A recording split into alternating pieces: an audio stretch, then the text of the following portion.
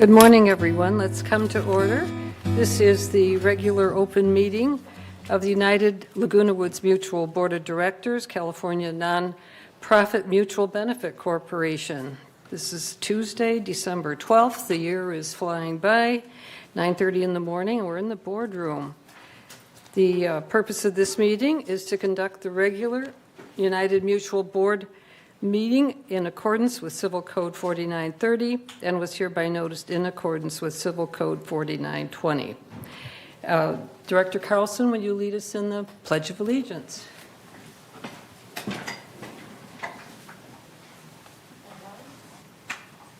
Allegiance to the flag of the United States of America and to the republic for which it stands, one nation, under God, indivisible, with liberty and justice for all.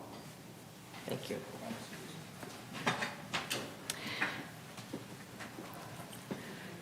Is there media present beyond the electronic variety? I guess not. Thank you. Do I have a motion to approve the agenda as delivered? Second. Maggie? Second, Tony. Thank you. All in favor? All right. No objections. All right. Thank you.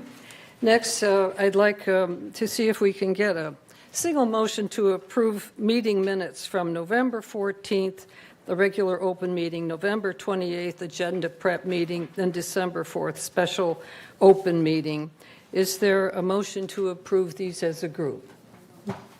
Okay, is there a second? All right. Any objections? Minutes of those three meetings approved as submitted. Thank you. Report of the chair. I have some good news of various kinds to report to you. First of all, we have a wonderful continued representation by Cynthia Rupert on the VMS board. She was elected by the board of directors to serve as our third representative on the VMS corporate board. So we're very grateful for her expertise in representing us. And thank you all for tuning in and getting to know Cynthia a bit better. We had such wonderful candidates for the VMS position. It really was hard to choose. Secondly, the 2024 letter has gone out to everybody, citing your exact amount of homeowners assessments that will be due every month. Of course, the great convenience is if you're on auto pay, that makes it very easy. You don't have to do a thing to change the amount that's being deducted. That occurs automatically. Anybody who is not on an auto pay function needs to look into that right away. A third item that has been automated is the escrow for closings. The resale department under Pamela Bashline has implemented a really great convenience for the real estate agents and brokers who work in our community and facilitate the sales so that they can check the status of their resale online. And the good news for us individually is that over the last 3 years, the average resale of a unit here has gone from $249,000 and change in 2020 up to $361,000 as of the end of October of this year. That's a $110,000 increase in our values over the course of 3 years, and that is very good news indeed. So you can feel just a little bit richer as of this moment and secure in your investment here. Fourth item on my list is the QR code for getting copies of agendas and minutes and so on. We're hoping to implement this faster, but it's been put off now until March 1st. So there is a QR code posted that you can snap with your mobile phone camera and then receive the information that you want for the meetings by means of QR code. This is a tremendous saving in paper, in labor, and it's a good green move. So it's just been delayed a little bit, but it's an important one for us to all use. Okay, that's it from me. At this point, open forum. Do we have some open forum speakers, Paul? Yes, we have 4 speakers today. First speaker is Ms. Gay Page. Okay.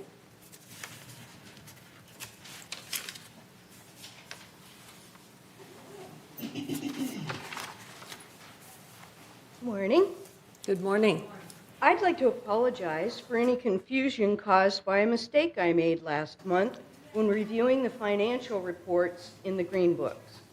Due to the way the budget is presented in different reports, I mistakenly added the $56.5 million in salaries and benefits paid in 2023 to the $116 million operations budget. That led me to state that the village had a 75% increase in budget from 2016 to 2023. That was incorrect. The increase was 25%. At the United Board meetings in September, October, and November, I requested that the board add an item to your agenda to give me the opportunity to do a comprehensive presentation and proposal of establishing a resident-driven ad hoc committee to conduct a business operations and financial analysis of village records. Today, I'm amending that request. Instead of adding this discussion to the January United Board agenda, it would be much more efficient to invite all the boards to the presentation. That includes Third, Towers, GRF, and VMS. I'm requesting that United take the lead in setting up the meeting and inviting all the boards. We have many large rooms in our clubhouses that could accommodate the meeting and allow residents to attend as well. Since bringing this request to the board, I've received many comments. I'll share 3. 1, no one believes there's a problem. The point isn't whether there's a problem. It's simply standard operating procedure for businesses and organizations to do deep dives into their operations and financial records every 2 to 3 years. This ensures they're maximizing their resources and operating as efficiently as possible. 2, your idea is too big. It's not that the idea is too big. Being limited to 3-minute soundbite presentations during open comments leads people to jump to conclusions because they don't thoroughly understand what's being proposed. 3, the union prohibits the village from going out to bid for landscaping, security, and other business operations. If the union truly is prohibiting the village boards from seeking the most efficient ways to use resident fees, then that warrants further investigation. It's time for village boards to start collaborating with each other and residents for the greater good of our community. Together, we can look for opportunities to streamline operations and create a more sustainable future for Laguna Woods Village. Thank you. Thank you. Thank you, Gay. Okay, our next speaker will be Marcia Hawkins.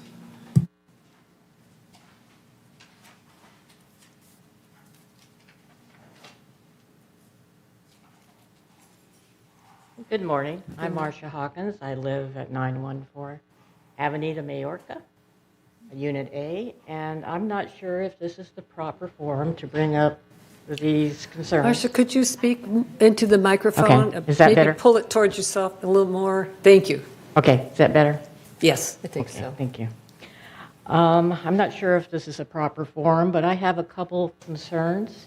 One is our laundry room, and I'm sure you're aware that we're having issues with the washing machines are old and they're breaking. And ours has 4 machines. 2 are broken. 1 works sometimes. Sometimes you have to run the load through another machine because it didn't work. And we reported this the 1st of November.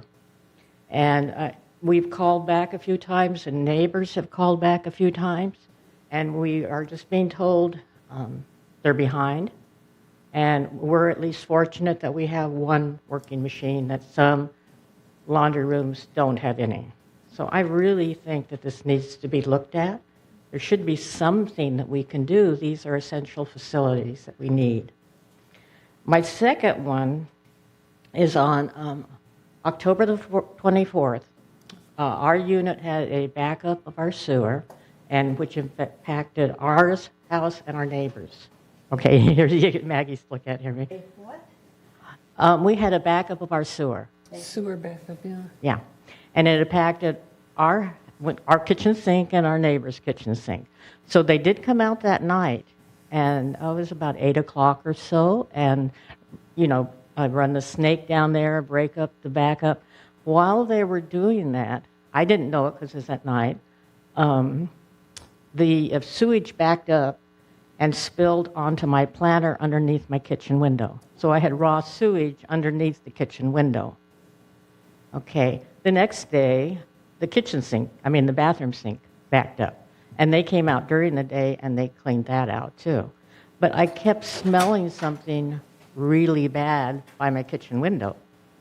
So Friday I went out there to see what was going on, and I see the raw sewage on the dirt underneath my kitchen window. So I called that in, and I was told that the landscaping and plumbing supervisors were on lunch, and they would call me back when they got back from lunch. That didn't happen.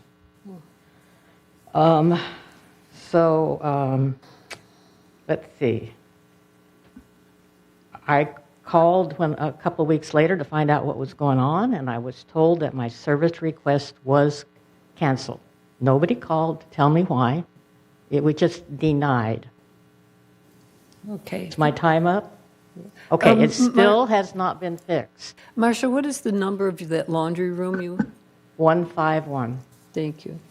But the sewage is still out there. The sewage, okay. Thank you. Okay, Siobhan Foster has heard and will take appropriate action with the right person. Thank you. Yeah. The next speaker is Mr. John Beckett. Yeah.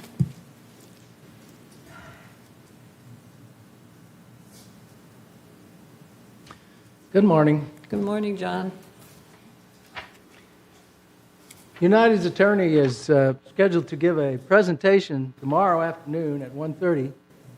The subject of the presentation is the GRF trust agreement.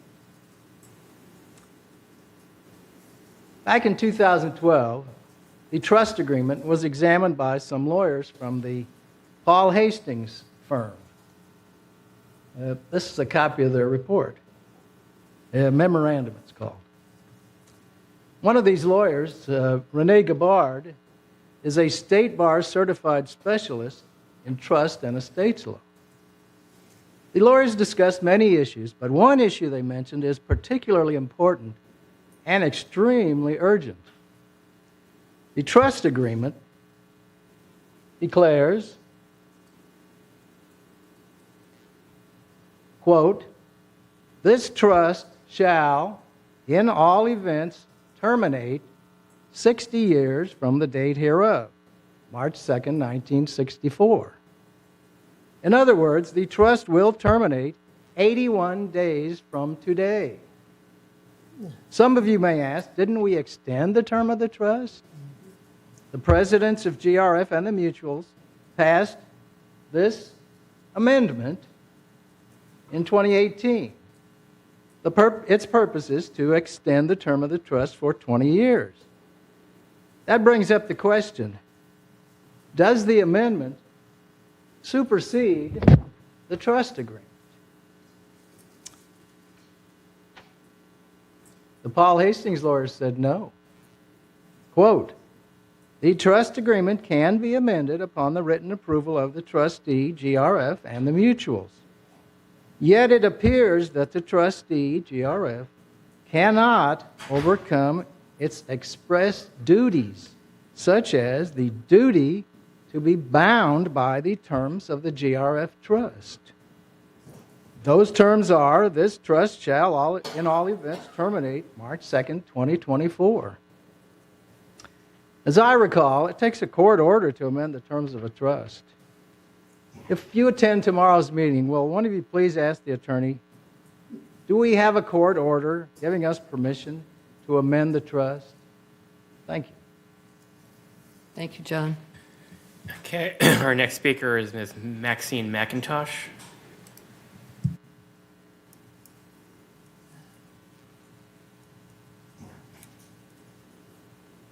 Good morning. Happy holidays, one and all. Thank I hope you all will have someone you love to share those holidays with. It seems to continue to be our biggest one of the year. lifetime after lifetime. I am addressing something that we all hear a lot, and that is people referring to our United Mutual as an HOA. We're not, we've never been, we don't plan to be. It would be difficult to change and become an HOA. That means Homeowners Association. The O stands for owners. And I'm hoping maybe you'll get additional opportunities to correct people, and we'll begin to educate our mutual better, because we own nothing in United. Let me repeat that. We own nothing. We are given unlimited use of our manors. And we are on a 3-year lease, which nobody thinks about because the board automatically renews it every 3 years. But we are not a homeowners association. One thing that might help is if sometimes you might encourage people to even just read the heading on our agendas, where it says, Nonprofit Mutual Benefit Corporation. Maybe instead of referring to us as an HOA, it should be MBC, Mutual Benefit Corporation. But I'm concerned with people who keep saying, oh, our HOA dues are going up so fast, and our HOA problem with landscape is so evident. And I say, what HOA? Are you talking about Third? We don't have one here in United. We're a nonprofit mutual benefit corporation. So maybe you'll have some chance to kind of follow that up. And the other thing that bothers me is people continually, it bothers me only because I want them well informed.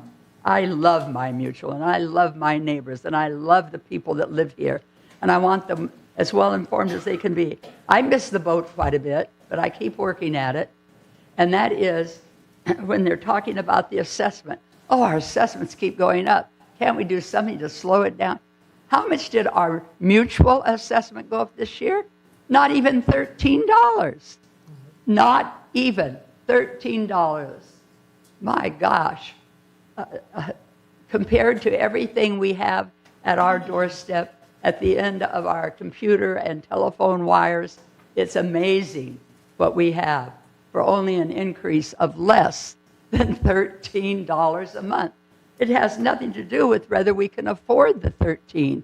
It's what we have to do with a community this old, and when we have over 400 employees who need insurance, who have to have their raises. So I think if we would just find ways to remind the community, you're not in an HOA. How many HOAs have you heard of that provide the services our mutual does, especially for original property continuously maintained in that state? So anything you can do to throw the glove in that direction would really be appreciated. Happy holidays. Thank you, Maxine. You're right as usual. Okay. Our final speaker is Mr. Andre Torin.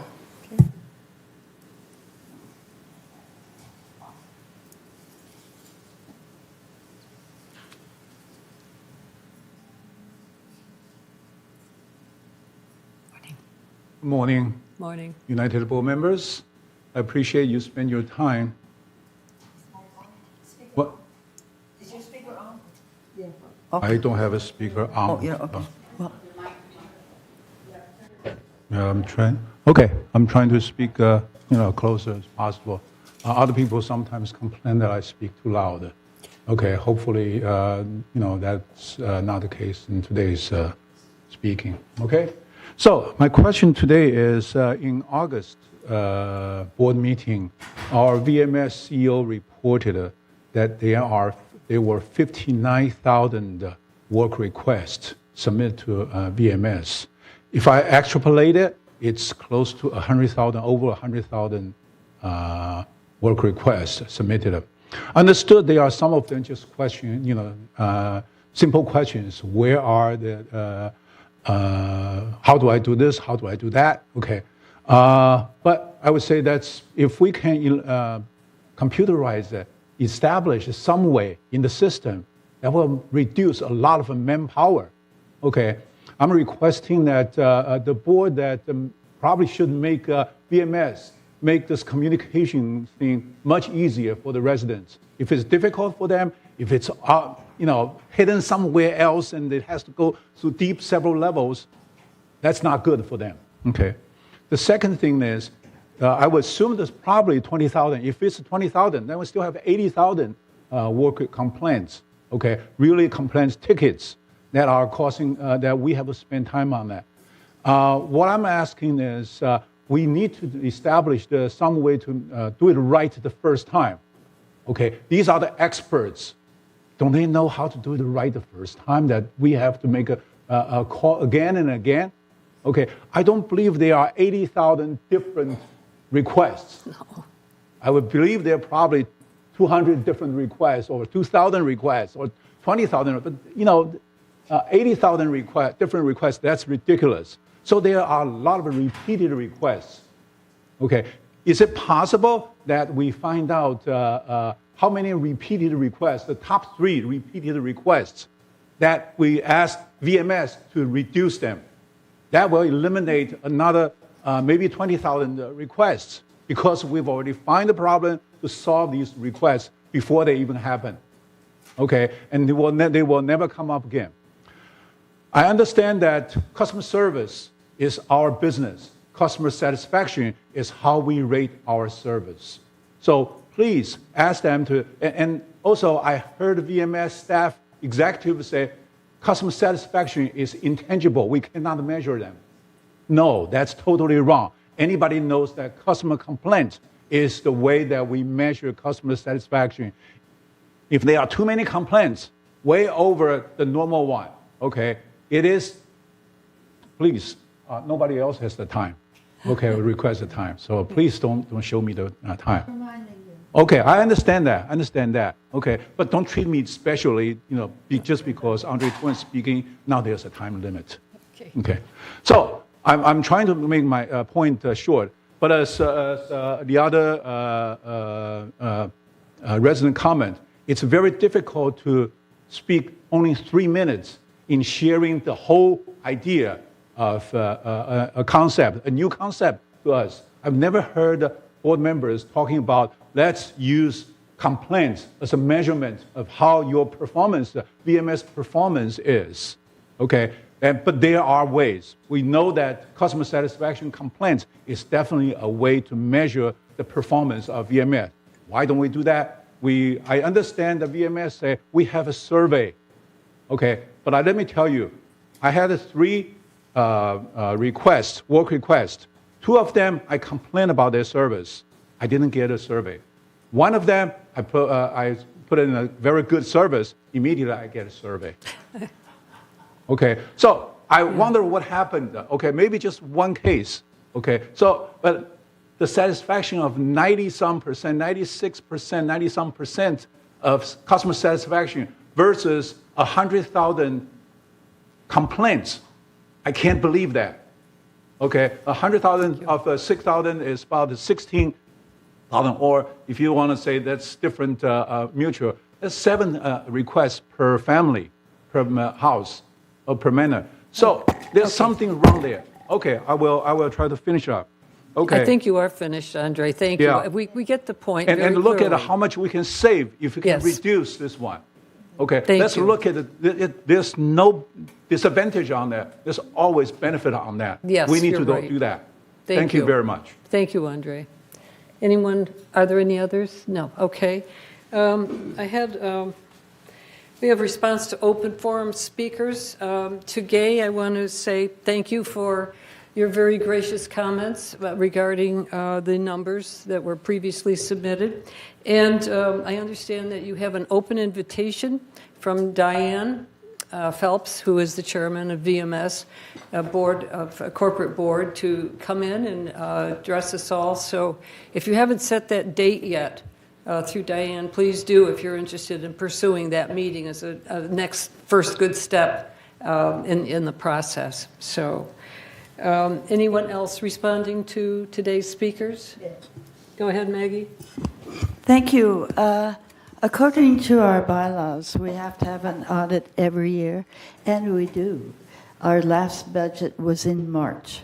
So if you look in the March minutes, you will find an audit for us. It's KPMG. Every 3 years, we send it out for a larger audit, and that is a different kind. These are both independent audits, not self-audits. That means they're done by recognized companies.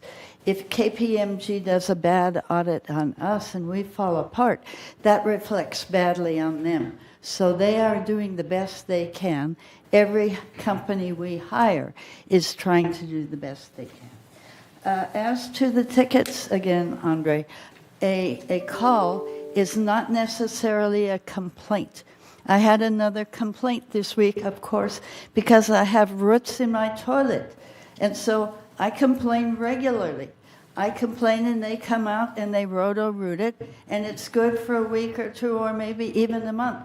But then the next month, the roots grow, and so I call again. I am not complaining. I am complaining about the roots, which they are doing the best they can. When it gets windy, people call to have the leaves raked off the sidewalk because they don't want to trip. It's not that we have done a bad job sweeping up the leaves on other weeks or months. It's that the wind has come and the leaves have fallen again. And so these things recur. These, All right, point of order here. Point of order. Thank You don't you. know that. Okay, that's, And let's see if I have one more on the other page.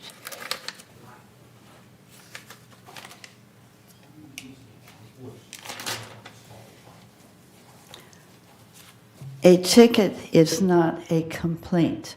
A ticket is a request for service. Thank you. okay, thank you. Pearl? Hi, I want to add something to Mr. Andre Huang's comment. And in a way, I agree with some of his comments, and I also understand where he's coming from. I have seen many surveys about VMS.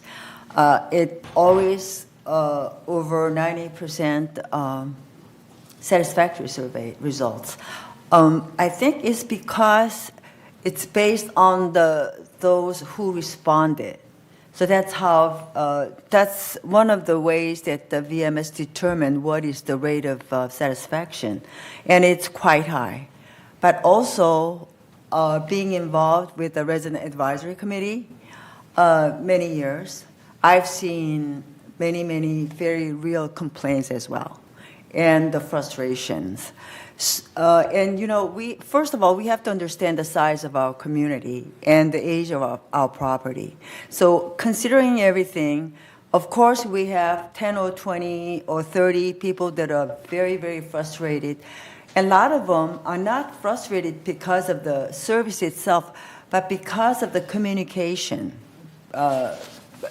Somehow they get lost, somehow they don't get the response. Somehow the work started and it's left unfinished, and they don't know where to go from there. In many cases, I have found out that when the VMS, the staff has finished, or some of the outside workers finish the work, they instruct the owners from this point on, it's the occupant's responsibility. And many cases, occupants choose not to accept that or not to go forward on their own, and they keep coming back for more services. And there are, of course, a difference of opinion as to how much VMS can do, what is our guidelines are, and residents' unwillingness to accept our policy. And sometimes they don't accept simply because they don't understand. So it needs more. So, you know, as a board director, I've been trying to spend more time with the residents and explain, and they do need explanation a lot of the times. And after they realize what our policies are, they agree at the end. Or sometimes they want to go forward for the hearing. And then when they come to the hearing, we go through with a fine comb, and we exchange our point of views, and we, most of the time, resolve it. So this kind of process, although why can't VMS take care of all this? Sometimes it is impossible because of the time and because of the different point of views and stuff, and because of their workload. So I think it's one of our function as a director to facilitate the communication and to educate VMS as well as the residents. And some of the times I found out that it's not the issue whether the work is done, but the difference of attitude. Sometimes the staff get very frustrated. Well, you can see here and here and here we did this. And residents simply don't understand it. And so for me, I accepted the role to get in between, try to clarify things, and I enjoy it. And I understand both sides. And for the survey issue, I do think that not only get the survey result based on the response, people who respond, we also have to look at the complaints, and I agree with that. And that would give us a more realistic picture. And I think that is a very good suggestion. Thank you. Thank you, Pearl. Okay. Yeah, Andre, please, time on this. Another response to open forum. Nancy, were you next? Thank you, Madam Chair. I actually have two quick responses. One, I support 100% what Maggie's saying about KPMG. However, that's really an accounting audit, and I believe what Gay is talking about is an operations and costs review. That's really separate. Companies periodically and every 3 years go through and take a look at operations systems and evaluate the costs and the best way to do it efficiently. And I believe that's what, I can't speak for Gay, but that's essentially my understanding of reading all the white papers on the ad hoc committee proposal. And the second thing is, to Pearl's point, we thought it might be useful to actually set up, I'm going to be, I guess, the hostess for the town hall for February. We thought we would it's a good opportunity to bring forth operations and how all of that, alterations, how that impacts the residents, what is your responsibility, what is the village's responsibility, and to be honest with you, many people don't even know where they can look to find out what has been altered in their unit, because at this point we're 60 years in, and some things may have been altered, 30 years ago. So just be patient about that. We're putting that together, and I think it'll be very, very useful. Thank you, Nancy. Who's next? Mickey? Yes, for speaker number one, again, I'm very thankful for the correction. Our whole mutual budget combined is not 75% to 25%. I think the figure, always the fact is very important. So whenever you have a question, please come to the finance committee. And last finance committee, Mr. Wormuth really explained very detailed how that value came up. And during the board meeting, we have really deal with all the issues, but finance committee, we deal with the very specific issues there. So I like to request all the members come to the finance committee meeting whenever you have a question, and our competent staff people and our committee will try to respond. Thank you very much. Ellen? I think all of us have responded to the point of operational and financial review. We need to do that for our management company. I'm going to read something from an association, a corporation, and it says, association board should regularly monitor and periodically independently evaluate its association management partner and costs. This may be accomplished via resolution specifying periodic review, and an ad hoc audit and review committee may be appointed to spearhead the task and report to the board. So I believe that we should be really addressing some of the items that Gay and that are brought up. Thank you. Thank you. Response to past open forums. Nancy, were you fill this? Yes, I believe there was supposed to be a statement prepared for me that staff had put together, and I don't have it. Thank you.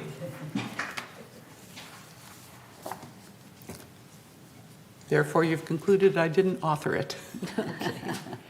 As you know, sometimes it takes a little while, a little research to answer the questions that come up in open forum.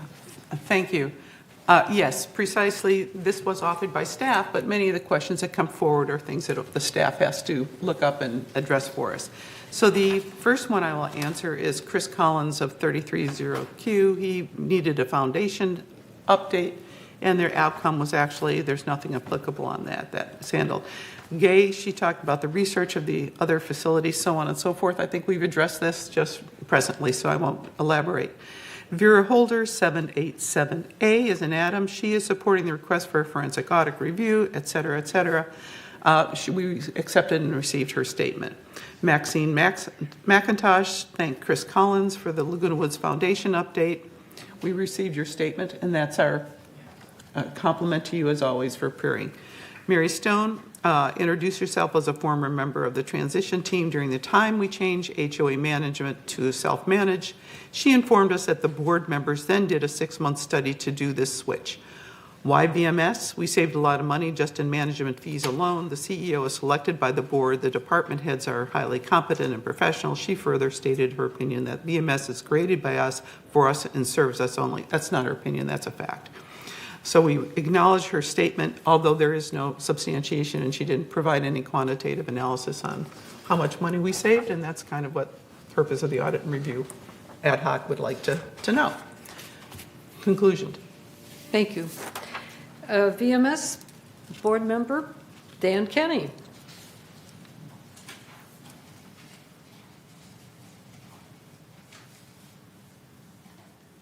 Many have not enjoyed the opportunity to serve with Andre on a board. I'd like to say that Maxine is, as always, is very enlightening and a joy to listen to. I'm Dan Kenny, one of the United Mutual residents who have been selected to represent our mutual at the VMS Board of Directors. At your last meeting, you selected Cynthia Rupert as your newest representative, bringing our representation from United to full strength. Cynthia has been a tireless worker on our board and will be a valuable representative for United. Since my last presentation, we have had several VMS board meetings. Last time I spoke about the winners of the Bright Ideas program for staff that was instituted this year. Since Siobhan will be discussing many of the topics brought up at our recent board meetings, I will focus on the progress of our companion program for residents. At our November 28th meeting, members of the committee, Rosemarie and Cynthia, discussed the program. A total of 59 ideas were submitted by residents. As you can imagine, with a population of over 18,000, it's not surprising that many ideas were presented. The premise of the program is to provide ideas to generate revenue and/or increase efficiency. After the discussion of the 59 ideas, a total of 4 were accepted. 3 of them were essentially the same, and they discussed inviting food trucks and vendors for a day, probably quarterly, within our community. This will bring in revenue as well as provide an event to bring residents together. The increased efficiency idea concerned around changing the way residents, particularly in United, can change a day pass to an overnight pass without physically going to the gate. Not only does it ease the process, but it saves gate ambassador time. During that meeting, the VMS board discussed and voted to continue the program for next year. Great. And hopefully we'll get many great new ideas. Finally, as a member of the VMS board, it is clear to me, particularly with changes going on in at least 2 of our local communities, that we are indeed lucky to have Siobhan and her excellent staff representing us. Thank you so much. Okay, thank you, Dan. CEO report, Siobhan? Honorable board members, President, I was hoping Paul would be here to put up my presentation. I think he stepped out in the hall with the president. Do you So- want us to wait and do the consent calendar maybe? and Yeah, come let's do back that, to you? please. Okay. Maggie, would you read the consent calendar for us, please? We're just doing a little alteration in agenda to accommodate reality.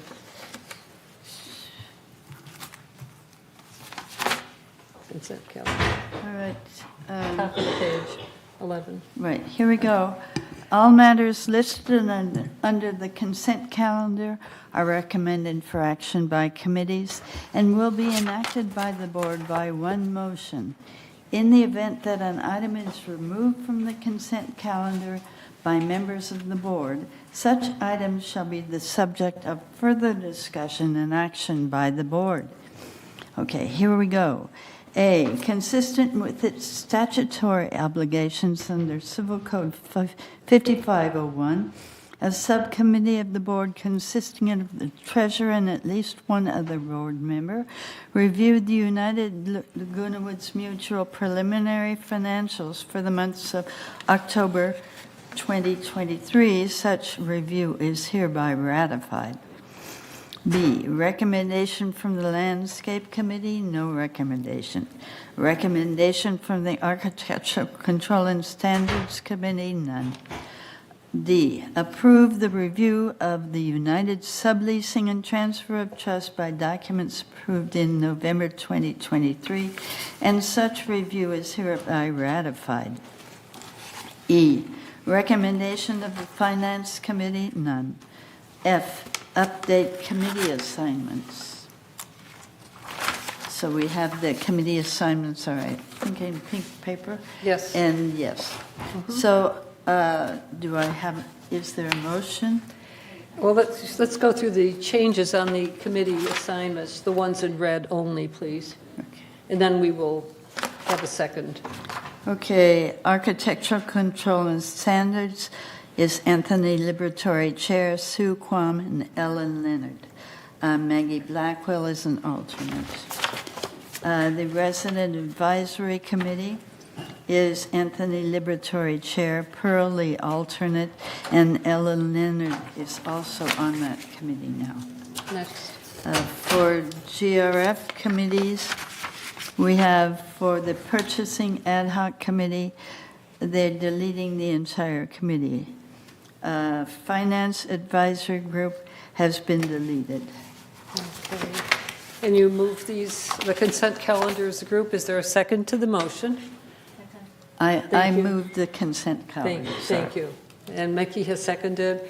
Any objections? All in favor? Very good. Okay, thank you. Thank you. Let's go back now to CEO update. Thank you, Siobhan. Honorable Thank you. President, members of the board. This morning, I would like to share some key village updates, please. I'm going to start with the announcement that our new social services manager, Melissa Layrick, recently started employment here with VMS. Melissa is a licensed clinical social worker supervisor. She holds a BA in psychology from California State University Northridge and a master in social work from California State University Long Beach. Melissa has 15 years of clinical services work experience and is eager to share her passion and expertise in program design and community partner collaboration. As a reminder to all of our residents, social services may be reached at 949-597-4267. I also want to share the services offered by our social services division, and they're shown on the screen before you. These include comprehensive in-home assessments, resources and referrals, support groups, educational seminars, short and long-term care planning, counseling services, social isolation prevention, and a cognitive health program. All services offered by social services are strictly confidential. And again, I know the holiday times can be difficult for some, so we encourage our residents, if they need help, to please reach out to social services. Our new landscape manager, John Cox, also recently started employment. John comes to VMS with 30 years of landscape management experience, having served as landscape supervisor, for the University of California, Irvine, a senior account manager for Valley Crest Landscape Company, managing accounts for the Shady Canyon and Turtle Rock communities, among others. He was a branch manager for Brightview Landscape Service, the largest commercial landscape company in the United States. At this time, I do want to thank retiring landscape manager Bob Merget, who has served this community tirelessly for the past 15 years. And please join me in thanking Bob for his outstanding service over his career here in the village. I'm also pleased to announce that Alan Grimshaw has been hired as Manor Alterations Manager. Alan brings 27 years of professional construction and architectural design experience to VMS, including oversight for commercial and residential structural, exterior, and interior building renovations. He has experience as a licensed contractor, supervisor, and construction project manager for all aspects of work with general contractors, subcontractors, engineers, and interactions with community staff and residents for various senior living residential complexes. And just a reminder for residents to register their holiday guests ahead of time to avoid having them wait at the gates this holiday season. Dwelling Live is the easiest, fastest way to welcome friends and family to the village. The app's user-friendly interface allows residents to send guests and vendors passes via email or text 24 hours a day using a smartphone, tablet, or computer. Visit lagunawoodsvillage.com/passes to register or log in. If you are a resident who has not received an email with login instructions, or if you do not know what email address is on file with Resident Services, email residentservices@vmsinc.org or call 949-597-4600. The app can be downloaded at the App Store or Google Play. Residents may also call gate clearance at 949-597-4301, but we really encourage our residents to use the electronic system. As you may have read in the recent What's Up in the Village, our Maintenance and Construction Department is seeking volunteers. The Damage Restoration Division seeks a part-time resident volunteer to liaison to assist damage restoration staff and residents with coordinating appointments, monitoring work progress, facilitating the exchange of project information, and responding to resident inquiries. The Manor Alterations Division is also seeking part-time volunteer concierge, is to be the first point of contact for the Manor Alterations Division after kiosk check-in, to provide information and project status updates, to direct customers to Manor Alterations or the appropriate department as necessary. Interested persons may find the description and application links in What's Up at the Village or at lagunawoodsvillage.com/news. Now that the annual budget mailing has gone out, we want to remind United residents that the 2024 business plan, otherwise known as the Green Book, is available on the village website at lagunawoodsvillage.com/documents/United Financial Services, and select the 2024 Green Book or business plan. Also in the recent What's Up in the Village, we shared basic assessment information as shown on your screen. Specifically from 2014 to 2024, United assessments increased by $106.68, or 32.4%. This represents an average annual change of 2.3%. Combined with the GRF portion of the monthly assessment, the total basic assessment increased by $111.02, or 20.1% since 2014. This represents an annual change of 1.7%. For context, from 2013 to 2023, the Consumer Price Index, or CPI, increased by 35.3%. This represents an annual change of 3.1%.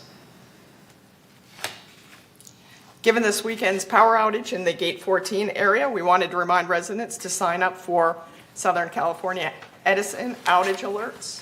Planned and unplanned power outages can happen at any time. Edison recommends that village residents register to receive direct alerts and updates, and you can register at sce.com outage center outage alerts.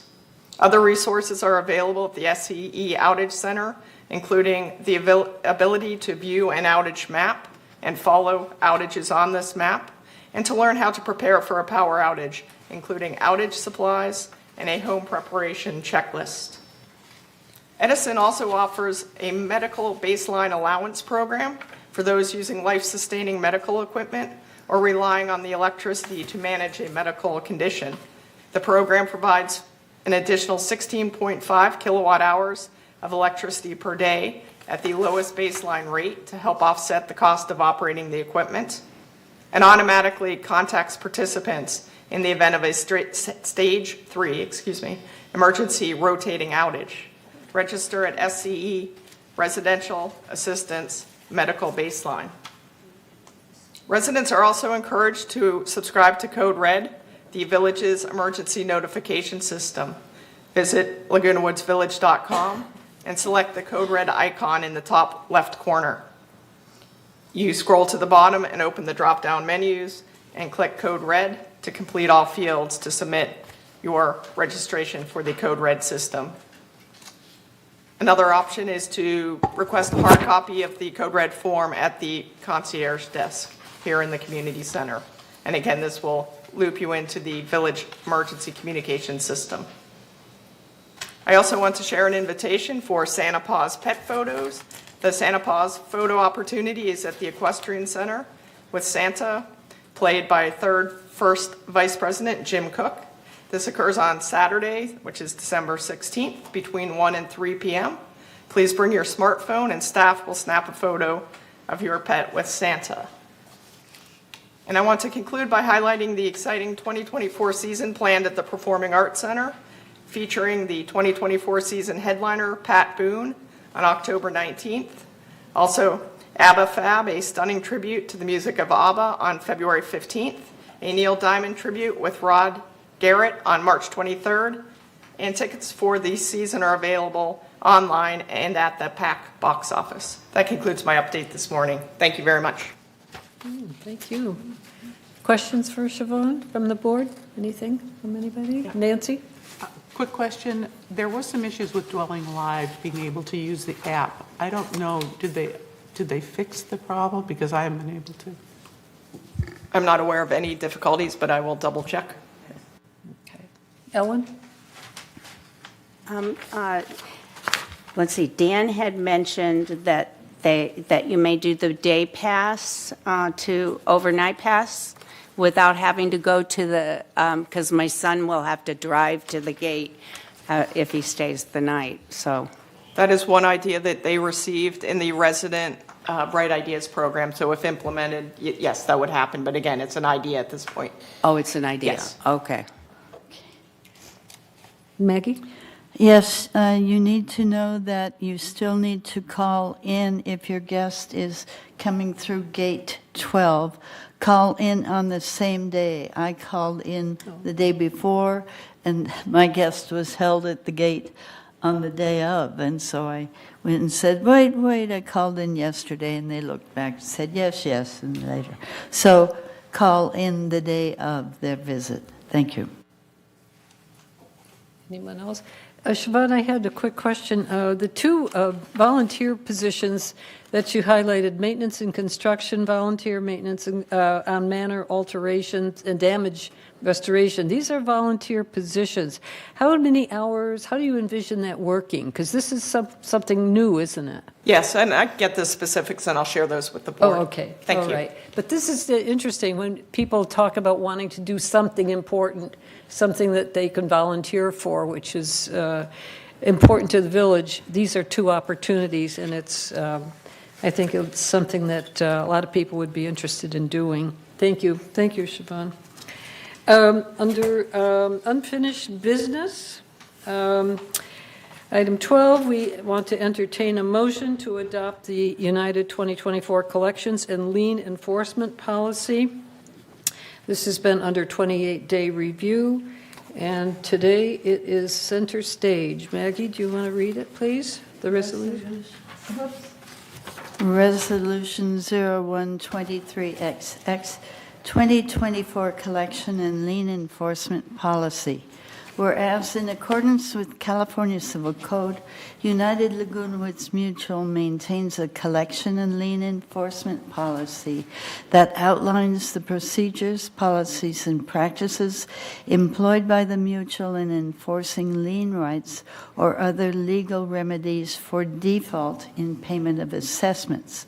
And whereas legal counsel has reviewed the existing collection and lien enforcement policy and determined that the policy complies with civil code requirements and reflects current practices for collection of mutual delinquencies. Now, therefore, be it resolved December 12, 2023, that the Board of Directors hereby adopts the 2024 United Lagoon Woods Mutual Collection and Lien Enforcement Policy as attached to the official minutes of this meeting. And resolve further, the policy statement is provided pursuant to the requirements of California Civil Code Section 5310A7 and will be distributed to members in November 2023 as part of the annual policy statement. Further, that Resolution 01-2272 adopted November 8, 2023 is hereby superseded and canceled on the effective date of January 1, 2024. Resolved further that the officers and agents of this corporation are hereby authorized on behalf of the corporation to carry out this resolution. I move this resolution. Is there a second? Tony? Tony seconds. Discussion? Okay, and all in favor? Okay, I guess we could vote on screen, all right. All right. Approved. Thank you. Thank you very much. Okay, under new business, town halls. We have coming up January.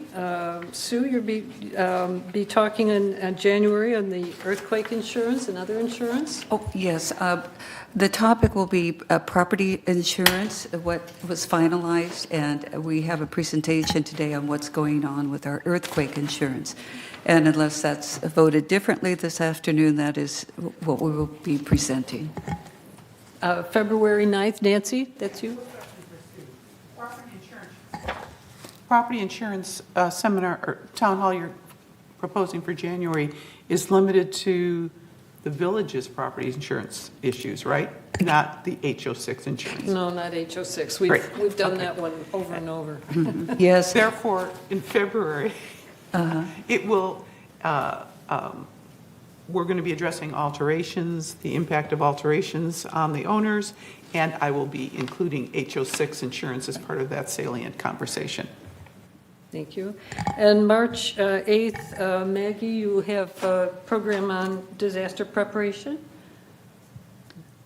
March 8th for the town hall? Okay, Seems like an yes. eternity away. Yes, right. You'll Yes, figure it out by is. then. Okay. Yes. Okay. Yes. Thank you. Thank you. We will do. Okay. Next, under new business, we will entertain a motion to approve the revision to architectural standard number 6 regarding air conditioning units, heat pumps, and so on. This is the initial notification, which will then go to 28 days. And Maggie, would you read that? This is 13B. Yes, 13B. Okay. Resolution 0123XX, Standard 6 Air Conditioning Units, Heat Pumps. Whereas the Architectural Control and Standards Committee recognizes the need to amend standards and create new standards as necessary, and whereas the Architectural Control and Standards Committee recognizes the need to revise Standard 6 Air Conditioning Units, Heat Pumps. Now therefore be it resolved January 9th, 2024, that the Board of Directors of this corporation hereby adopts Standard 6 air conditioning units and heat pumps as attached to the official meeting minutes, and resolve further that Resolution 01-1858, adopted June 12, 2018, is hereby superseded in its entirety and no longer in effect, and resolve further that the officers and agents of this corporation are hereby authorized on behalf of the corporation to carry out this resolution as written. I move this resolution. Is there a second? Tony, thank you. Discussion, and I see we have Bart Mieha here to answer questions about the changes that this resolution will bring us and the improvements, undoubtedly. Madam President, yes, I am available to answer any questions that you may have. I'd like to make just a brief introduction to the item. As you know, air conditioning units are some of the most visible alterations that a member can make. We have an existing standard that has been in effect since last updated in 2018.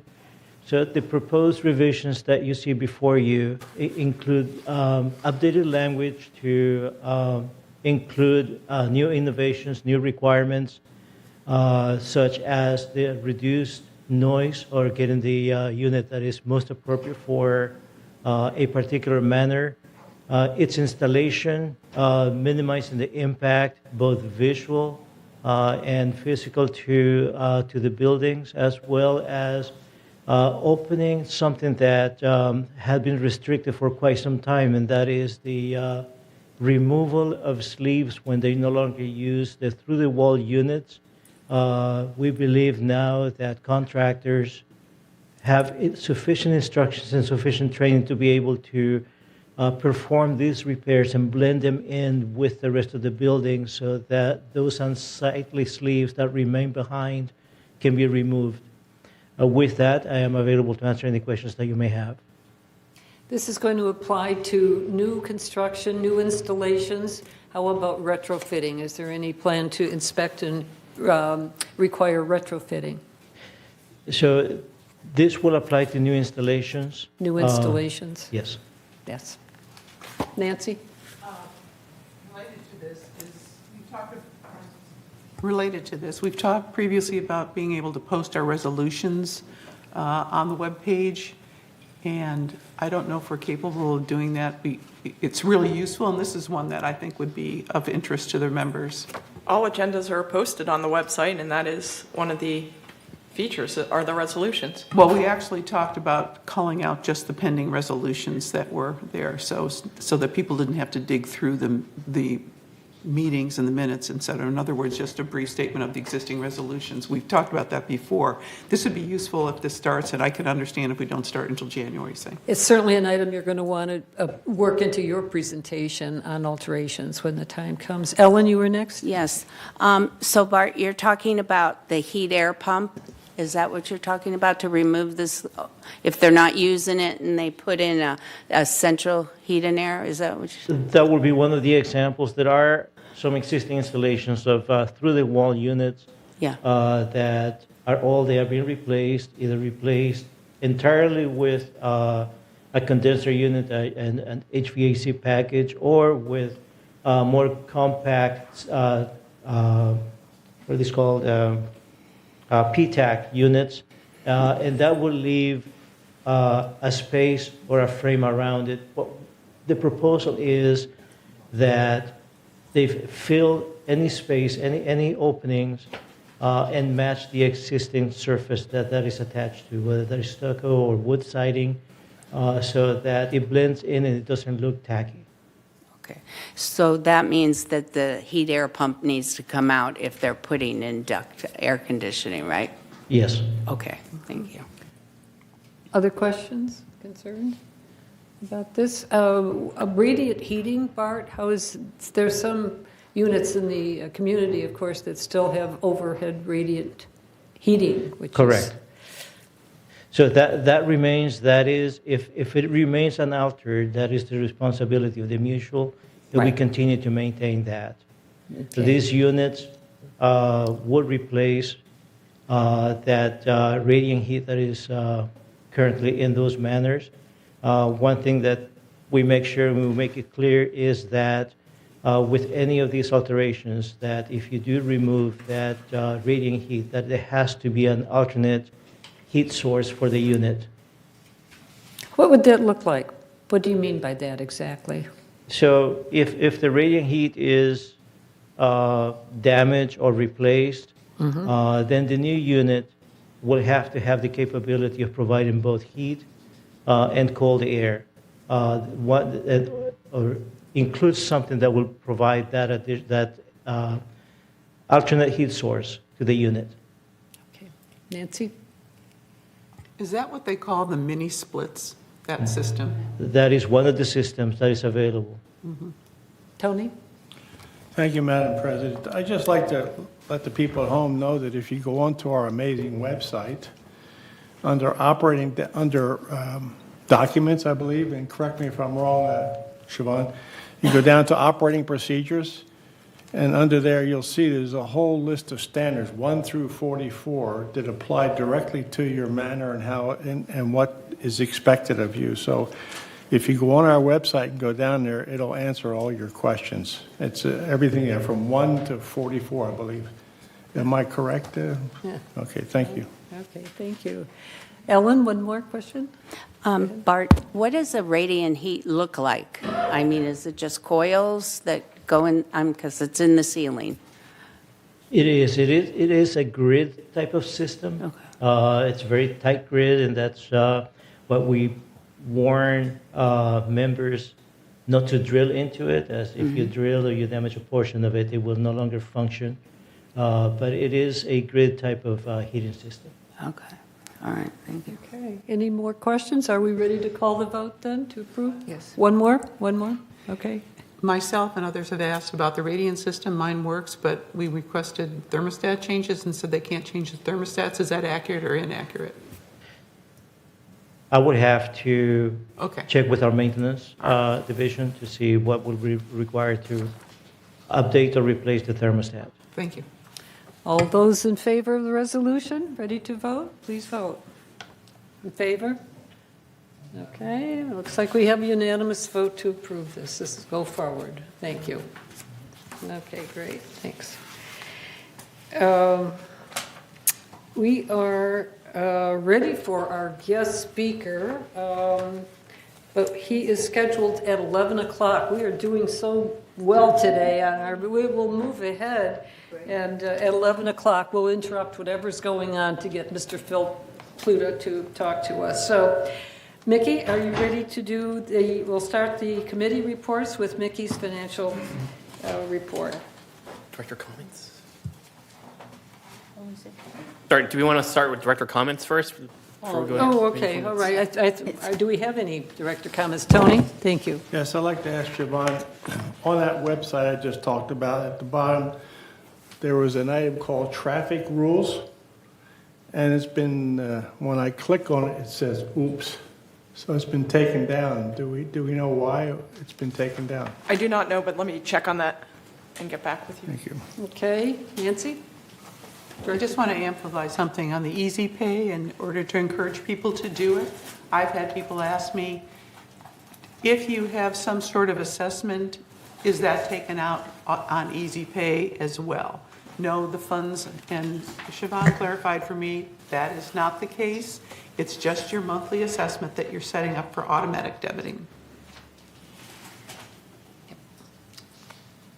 Okay. Let's see, who's next? Vidya, did you have anything with director comments? No, not now. Pearl? Do you have any director comments now at this point? Yes. Well, my comment is I attended the December town hall meeting, and I found that the most directors participated among all the town hall meetings I've attended last year, and I'm very, very glad to see the effort for all of our directors participating in these events, and I'm looking forward to next year. We're going to have a great year of working together. Thank you very much. Thank you. Sue?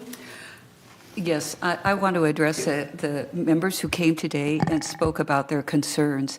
And it is very reasonable for you to expect to have washers, dryers, sewer lines working. Those are reasonable requests, and we hear you. And we do want to help you with those.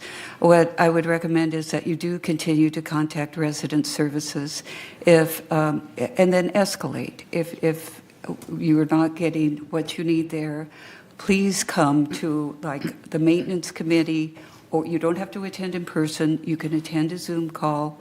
You could come to our landscape meeting, and those become expedited. We look at those immediately for you and try to assist you. So we want to use our system, and we want it to function well, but in the few instances where that doesn't appear to be happening for you, please let us know so that we can address it and make your lives reasonable and functional. So I'd like to address that. Then, unfortunately, I feel bad about doing this, but I think I have to correct some of the statements that have occurred in the past that address the supposedly poor functioning and the high cost of our living here. And I appreciate the member who came in today and apologized for the confusion in her statements. But these statements have been going on for months at our meetings, and it was very, upsetting to us. It takes staff time to correct these things. And some of the theme has been the extraordinary annual increases in, Maxine, you like this, HOA fees in the past few years are untenable as a continued business practice. And we went over this morning how minimal those costs are and how hard we work to try to curtail those costs. It was also noted that we were so exorbitant in comparison to other cities. It was said that the increase in Laguna Beach was 10%, ours was 75%. It was wrong. It was 65% off. The same thing with the city of Coronado. It was. It said that that ours was 92%, theirs was 11%. It was wrong. That's 82% off. So I know people are interested and are trying, but please come to the Finance Committee and please come to the various committees. We will help you to research this information and get the proper information out there. So again, thank you for the apology, but we need to set the record straight. We are trying very, very hard to operate this association as cleanly and leanly as possible. Okay, Maggie, director comments? Thank you. We hope to discuss the secondhand smoke policy in governing documents. We have one. It's worded a little funny, so I think we'll straighten that out. But we do have one. It does not ban smoking in the village. We do not ban smoking in the village, but we do have regulations about secondhand smoke and so on. So we'll be dealing with those in the governing documents meeting this month. Thank you. Vicki? Well, thank you, Director Kwam, for supplementing my comment earlier. Right. And I really am appreciative. And again, the town hall meeting, I realize we have a lot of constructive discussion, especially about the financial aspect of our mutuals, corporations, business, so on. And sometimes we do not have enough time to discuss the whole comprehensive question. But directors are collecting what the concerns of the residents, so we bring it to our table and also bring it to our staff person, and then we'll have further discussion and study, and we can respond better. So I felt that was very, very constructive time. So thank you. Georgiana? Not much to say today. I'm still a little under the weather. I just want to make a comment. I hear that the radiant heat is working. And when I bought my place 10 years ago, that's what they told me. And of course, I bought it in August and then moved in late November, only to find out that it wasn't working. But they would come and they would assure me it was working. And so I'm sort of a variance. And apparently, there was a law made at some point where you could not fix your radiant heat. So they didn't bother to tell me that. I had to call a repair guy who told me, well, we can't come and do it because there's been a law made against it. So there may be some other people in that situation. Mine has never really worked. So anyway, but thank you. I think we've covered a lot of territory today, and I appreciate a lot of the feedback we're getting too. Thank you. Ellen, we started beyond you. Yeah, okay.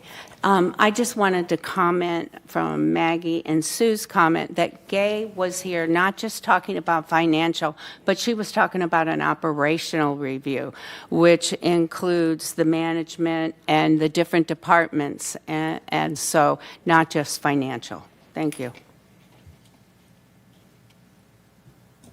Maybe? The word forensic audit was used many, many, many times, and that is now off the table. Thank you.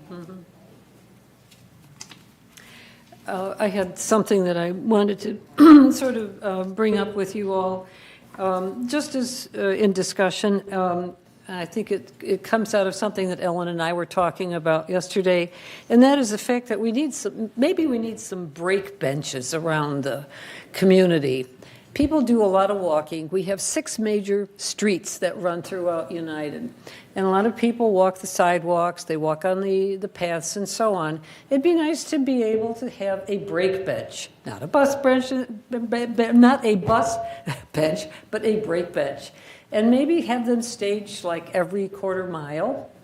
And have them available for people who are out walking and enjoying our beautiful community, but have them regularly done in a predictable pattern, have them properly spaced, comfortable, and convenient, and perhaps a little project like that of designing some break benches around the town would be worthwhile. So that's my idea of the moment. Sue? If I may, there at the Landscape Committee meeting, how soon you forget, I think it was yesterday. Yeah. But there were individuals who came forward and asked for a bench in their community. We sympathized with these individuals that these benches would be very much appreciated.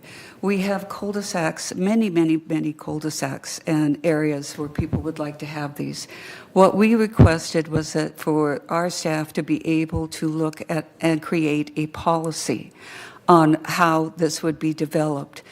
One of the things I requested was possibly looking at donations, because this is not in our budget for this year. And this would be a major expense. So, if you would like to work with us on creating a policy, if you'd like to shoot some of your comments to us, that would be great. It's a wonderful idea. How we implement it, whether the neighbors would appreciate having a bench in front of their unit in the cul-de-sac, and if we would pick the correct side of the cul-de-sac to insert something like this. Those are all things that can be contentious within a community. But I do agree, and we are on the Friendship Walk, we are replacing the 12 benches that are currently there. We would like to get a bench at the top of the Aliso Creek, and that's kind of being bounced around from committee to committee right now, and I'm hoping it will pop out and be funded. So we do understand this. We also need to take into consideration, we have asked people in the past, what about donations for putting out benches? And I've been told that the response was, we don't want to see placards on there that says these people are deceased. It's distressing. Well, is it? I don't know. Those are things that we need to discuss. If somebody's willing to provide $3,500 and it's a nice remembrance, perhaps those are part of the policy discussion. Siobhan, maybe this is something that you want to look at more globally than landscaping, because it's really an M&C and even CAC perhaps, I don't know, but this is a project that's definitely bigger than what we're talking about so far. So, yeah. Be happy to. We've noted it. Thank you. Nancy, comment? Yeah, I want to say it may not be apparent, but I've had a severe leg neurological condition for many years, and so my walk is really dictated by where the benches are. And I get tired of the same walk all the time, just based on that. But the other thing I want to throw out, too, in a brainstorm here is that, can also ask the clubs. The clubs may be interested in donating a bench. And so that's another source of potential revenue to do something like that. And to be honest with you, I don't even think it needs to have a back on the bench, just even a bench. Well, that design stuff, all becomes part of a project. Yeah. And if I may add, we also have the Village Community Fund that may be able to help with that. Yeah, good. So- Okay, thank you. Maggie, question? Kevin? Yes. A bench does not necessarily mean a bus stop. No, this would be a And break bench. I think somehow we need to make that clear to people. They think if we put a bench somewhere near them, that the bus will stop there, and it won't. The bus will pick you up anywhere, at your laundry room or some kind of transportation, if you call the transportation number. Some kind of transportation will be afforded for you. The easiest way they do it is to come to a laundry room. And by the way, laundry rooms do have benches inside for you to sit in. So that seems a good way. If you need a bench, don't just sit anywhere. Call transportation and be sure someone is going to pick you up if that's what's needed. Thank you. Nikki? Yes, just incidental motion. Since our guest speaker is due 5 minutes, can we take a Yes, let's take a 5-minute break and then come 5-minute back? break, Yes. yeah. Be here back at 1 minute before 11. Right, thank you.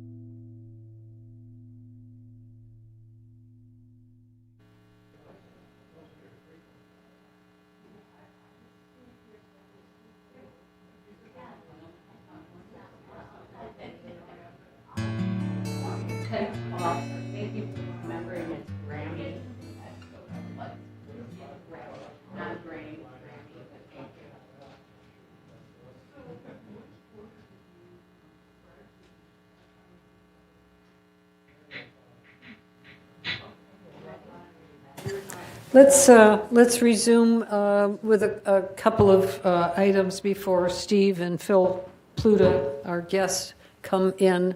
I wonder how you all would feel if about suggesting that these sneeze screens be removed,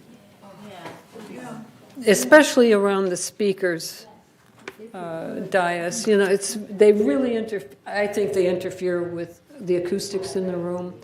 I know a lot of people use this room, so it's not up to us, you know, completely. Catherine, what would you think the procedure might be to?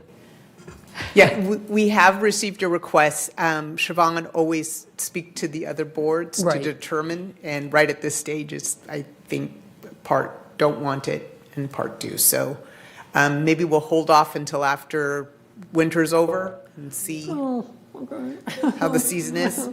I would say that one is a problem. I think And that for one, I this- believe, should be coming down. Yeah, Yes. because Yes. it's hard to hear, and the mic Okay. isn't that great in their positioning. So Okay. I think that would be, if we could I take believe that it one is. down. I can live with these, that one's a problem. Okay, thank you all, and I see Mr. Pluta's here. Steve, would you like to introduce our money manager, Phil Pluta? There we go. Thank you very much. Yes, so Phil Pluta from JP Morgan will be discussing today your investments and addressing any questions that the board may have about the changes in the economy and various investments. Thank you. Thank you. Hi, everyone. Good Hi, to see you. everybody. Happy holidays to everyone. I did bring a copy of a statement if anyone wants to see it, where we've got an increase of about $70,000. So we've transitioned everything to what your investment policy is, which is basically like kind of a 5-year ladder, 20% of the money in the kind of the 5-year range, 20% 4-year range. And as the T-bills are coming due, we're locking in. I can't hear. What we've done so far is CDs that are paying in the 5 to 5.5% range. Excuse me, Phil, can you, Yes. cozy up on the microphone somehow, because we're having a little trouble. Get a little Yeah, sorry. closer? Yeah. Okay. If it's more comfortable, perhaps pull up a chair. Just sit Yeah, at the, right. at the dais so that we can hear you better. It's an open chair, right here. Right, right.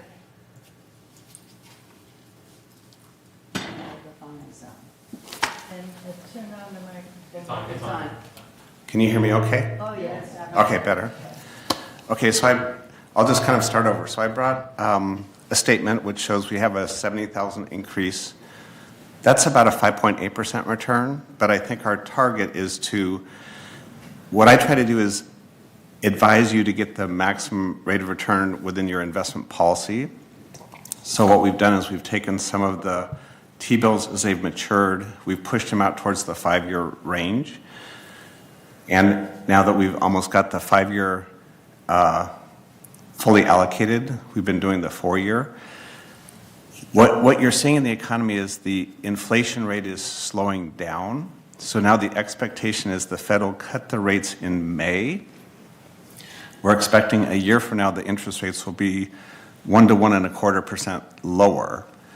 So in that kind of environment, we want to push the maturities out, lock in the higher yields that are all kind of 5 to 5.5%. At some point, the Fed will be done cutting rates, and before they start raising rates, then we'll want to have shorter maturities. But I guess I'm very pleased with what we're doing so far. If you can, I'll pass this, but it kind of looks like a straight line that's actually just slowly going up. Today the CPI came out. The core inflation is running about 3.6%. So I think the Fed is definitely done raising rates. It's just a matter of when they'll start cutting the rates. And again, the expectation is they'll start cutting the rates in May.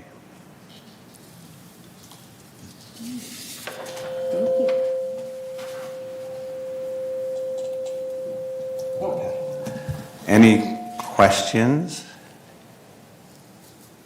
Yeah. Where do you see rates stabilizing? if the interest rates start to come down, where do you see the set point for the new, whatever the new normal? That's a might good, be? that's a good question. I mean, typically the Fed goes too high and too low. So Right. the expectations are going to cut about 5 times. But also, just some kind of observations. Let's say being part of some different organizations, and they say, oh, our fundraising is much lower than it has been in the past. So I think what happens is, kind of as the economy slows, everyone starts kind of holding back their money, which causes the Fed to go further. So if I had to make a guess, they would probably cut the rates around 8 times, and the rates would fall closer to that 3% range, would be my expectation. Yes? Thank you, sir. I'm kind of ignorant of this stuff, so I'm going to ask a question. We're heavy into treasuries now, is that correct? Treasuries and CDs. What happens now? Will the treasury now begin to go down if the inflation and everything is going down? It's kind of the opposite. The price of the treasury, or the price of any fixed income instrument, is going to be dependent on the interest rates. So if we lock in a 5% rate and rates go to 4, they'll show the value of our investment being higher, because people would be willing to pay us more to get our 5% rate. And I think what happened when you had the problem before I came on board was the interest rates, you had a lower rate and the interest rates were going higher, so the value of what you held was going down. But I would expect that your portfolio will appreciate in value, but ultimately we just want to get the highest return over time. So we're not going to be selling because it's high. We're going to be just laddering in anticipation of where the interest rates are going. And thank you. Yeah. Mr. Pluta, thank you for coming. Just ballpark, what are the T-bill rates percentage, and what are the CDs earning right now percentage? Of what we're currently holding, I think everything is north of 5%. Mm-hmm. Right now, the highest return on the T-bills is shorter term. Let's say you can get about 5.3%. And if you go out to 5 years, you get about 4.92%. It could still be better to get the longer maturity than to get the higher yield, because if rates are 1% lower next year, then you'd rather have the 4.9 locked in. But also the CDs are paying more because there's banks looking for money. So the 5-year CD is probably in the 5 to 5.25 range, where the 5-year T-bill is around 4.9. Thank you. Yes? What should be our long-term goal? I mean, we are working on 5 years right now, but in going beyond, what do you think at the perspective? Well, I would say the long-term goal, generally when there's inflation, it's a little harder to stop than they expect. So the Fed's mandate is maximum employment with inflation around 2%. I think for now we'll be able to keep the interest rates in the 4 to 5% area.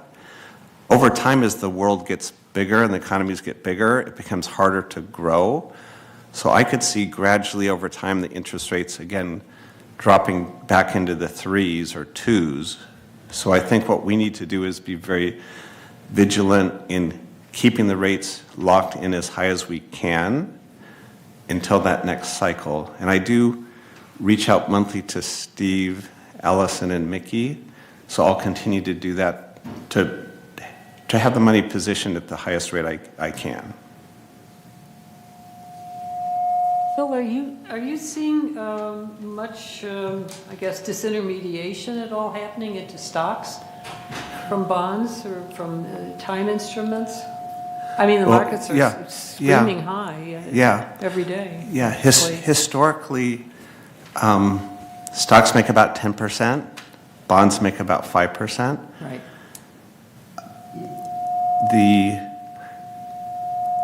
A lot of, well, let me just say this as a general. You guys have, because you're fiduciaries for the HOA, you have a mandate and you can only buy government-backed CDs, basically the highest rated instruments.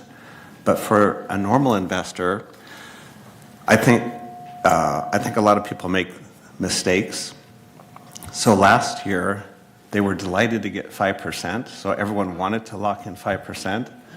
But as you know, this S&P 500 is up 20% this year. When it comes to investing in stock, bad news is good news. And the reason I say that is because as the economy slows, the Fed changes from raising rates, which is what they did the other year, to lowering rates and providing more liquidity. They're trying to keep the economy growing. As they do that, the earnings grow. So our expectation is the S&P 500 earnings will be 260 times the multiple, which is 20. I believe the market will be up 12 to 15% next year. And other thing that people tend to do is the mistake of, I'll call it chasing performance. So if the last year they've been putting all this money into CDs and treasury bills, and then they see the market's up 20%, some portion of the people will say, why don't I put 5 or 10% of that money into the market? And, you know, in the beginning, the market was at its low October of 2021. So at first they don't really believe, and then later they can't help themselves. Like, let's say it goes up 20% this year, 12 to 15 next year.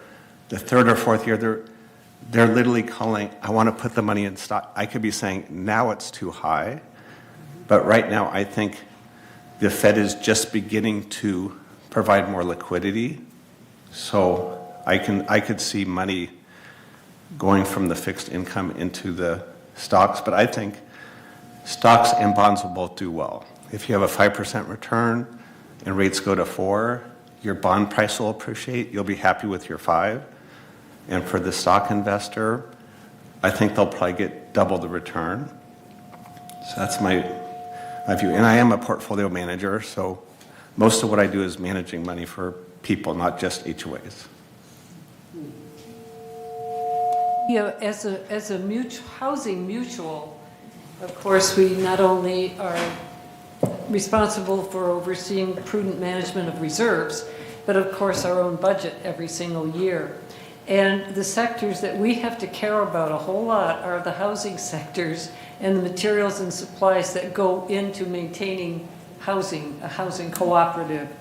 What sectors do you see as being, looking ahead to when we start doing our 2025 budget? 2024 we're already sort of locked into, but we'll be before long looking at 2025. And what kind of price increases in what sectors of the economy should we be wary of, particularly as a housing cooperative?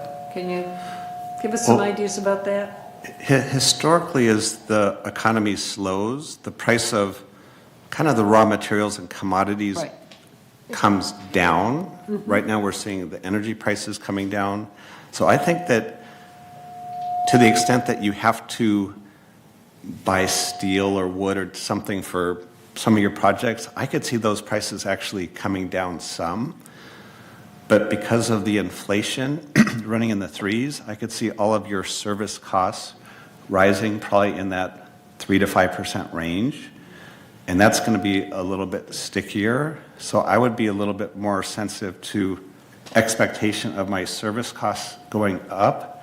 And I would think that whatever happened on your kind of more material costs, I could see those staying about flat or coming down a little bit. Make a note, Steve, when it comes to budgets.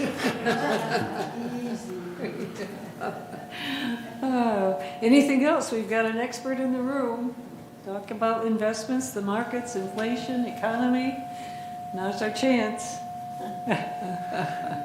I know some of you were here before, so I have Yeah. some business cards I'd be happy to give, or Yeah. I have my phone number, so any board member could call me at any time and just say, Whoa. we've got some Yeah. questions. All right, watch out, Tony. Yeah. Just a point of information, is China still the largest purchaser of U.S. treasuries? That's a good question. I don't know if they are or if Japan. I think Japan may be even bigger. And it's interesting because I have Chinese clients, and the Chinese clients are saying that things are really bad in China. The government has become more communist, and so their unemployment rate has gone up dramatically.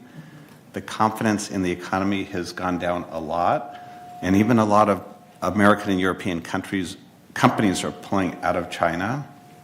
So I think that could be a little bit deflationary, because obviously China will still be trying to fight for business, but they may have to cut the cost. So is Xi Jinping guy threatens to dump American treasuries, would that impact the market? I don't think it would be a problem. I mean, in a way, the U.S. government bond market is the biggest market in the world. It's the safest. I mean, sometimes, even though we probably all recognize there's problems in America, I call it the cleanest ship in a dirty ocean. So I think there would be plenty of buyers if China were to, and China's got their own problem. Their debt was just downgraded. So they've spent some of my Chinese clients say they spend a lot of money on things that look good, like a high-speed train, buildings, or whatever, but they haven't invested in kind of their programs that we have, like Social Security. So they have a lot of potentially big costs that are going to be coming that are not funded. So I think China would be the one place I wouldn't invest money. So they're not something to worry about? I don't think it would affect your investments. Okay. Yes, something's singing here. Okay, if that's it. Steve, did you have anything that you wanted to ask on our behalf? No? Okay. Phil, thank you so much for coming. We really appreciate it. Appreciate the work that you do and Sure. your efforts to keep, our bond prices, bond rates high. Would anyone like a card? Or I know my phone number's on that statement. Would you leave them? We'll be glad to Okay. have them. Thank you. Thank you. Thanks a million. Thank you, Phil. Okay. And Nikki, now? And now back to our reality of Finance Committee. Right, Okay. continuation of our Finance Committee issue. Thank you. Well.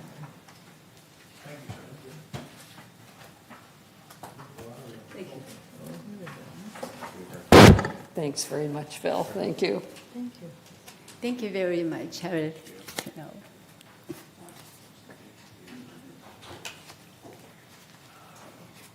All right. Our Finance Committee met November 28th.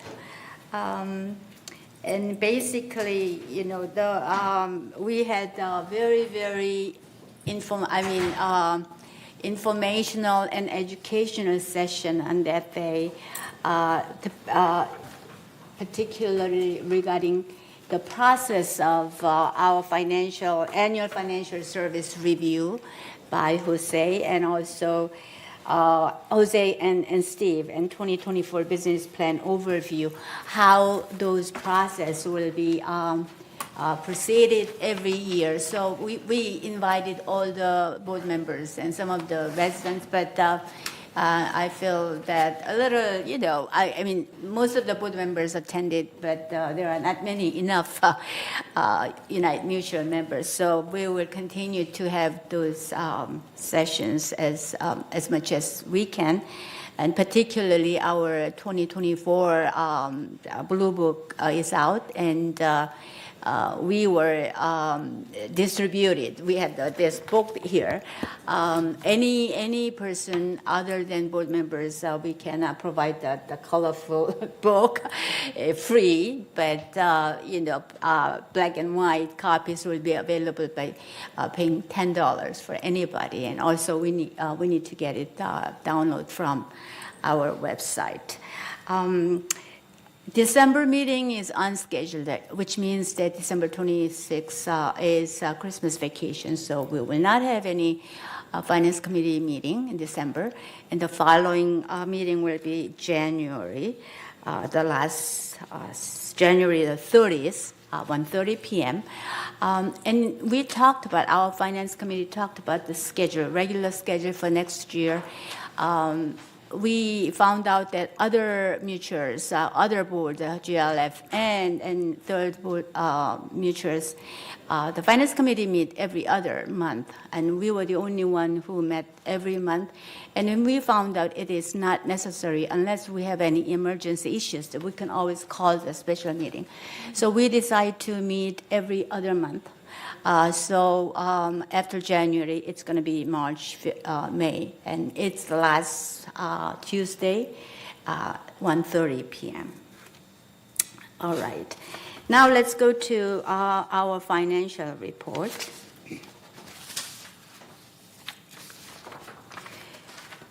First chart, let's see. Okay.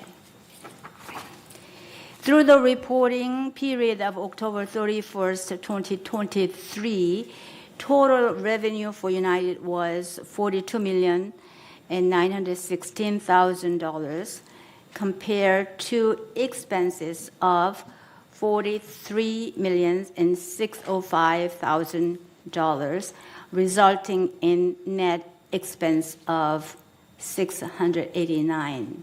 So it's in red. And slide 2 shows, in finance, we keep a close eye on the operating portion of our financial result. The operating fund without depreciation shows an operating surplus of $106,000 through the reporting period. This chart shows how much of our revenue went into operations with $19,765,000 coming in from assessments and $1,242,000 coming from non-assessment revenue. This is compared to operating expenditure of $20,861,000 without depreciation. And slide 3 chart takes the full income statement and compares those results to budget. We can see the United ended the period better than budget by $797,000 when combining both operating and reserve savings. And next slide, the most significant variances from budget were attributable to the following. First, employee compensation, $1,507,000. Favorable variance resulted primarily in the landscaping and maintenance and construction departments due to open positions we've been mentioning many times. And impacted areas include grounds maintenance, irrigation, tree maintenance, minor alterations, plumbing, and interior components. Recruitment is in progress to fill in current open positions. And grounds maintenance contracted shrub bed maintenance to outside vendors for the pruning and weeding cycle as they continue to fill open positions. And the next green bar you can see is investment income, $444,000. Favorable variance, I mean, we already saw some of our investment portfolio there. But favorable variance result from higher rates, return received on Treasury bill and CD investment than anticipated at the time of budget preparation. And outside service. Well, I'll go back to, I'm still on slide 4, please. Yes, we are discussing about the red bar here. Outside service is $1,000,005, $50,000 is in red. It's unfavorable because primarily due to the landscape and MNC departments. And landscape contractors shrub bed maintenance to outside vendors for the pruning and weeding cycle as they continue to fill open positions in MNC. There have been more moisture intrusion that has been an issue for us. And that event's caused by rain than anticipated at the time of budget preparation. The variance was furthered by the timing of the waste in the remediation program compared to its budget spread. That was the largest red bar shown here. And then materials and supplies, $150,000 in red. Unfavorable variance resulted from more materials being used within the mutuals, specifically from more appliance and fixture replacements than anticipated at the time of budget. Affected areas include water heaters, oven, cooktops, and dishwashers. Offsetting these expenses, there have been less materials used than anticipated for kitchen and bath countertops due to staff shortages. In addition, paint exterior had a favorable materials variance due to higher than anticipated dry rot repairs necessary to take place before sections can be painted, causing the program to fall slightly behind schedule. Next slide, please. And slide 5 shows our non-assessment revenues earned to date of $1,812,000 approximately. So exactly, to be exact, $8,011,874. And revenue is organized by category, starting with our largest revenue generating category, investment income, 31%, followed by fees and charges, 30%, and laundry, 11%, and then lease processing fee, resale processing fee, and so forth. Next slide.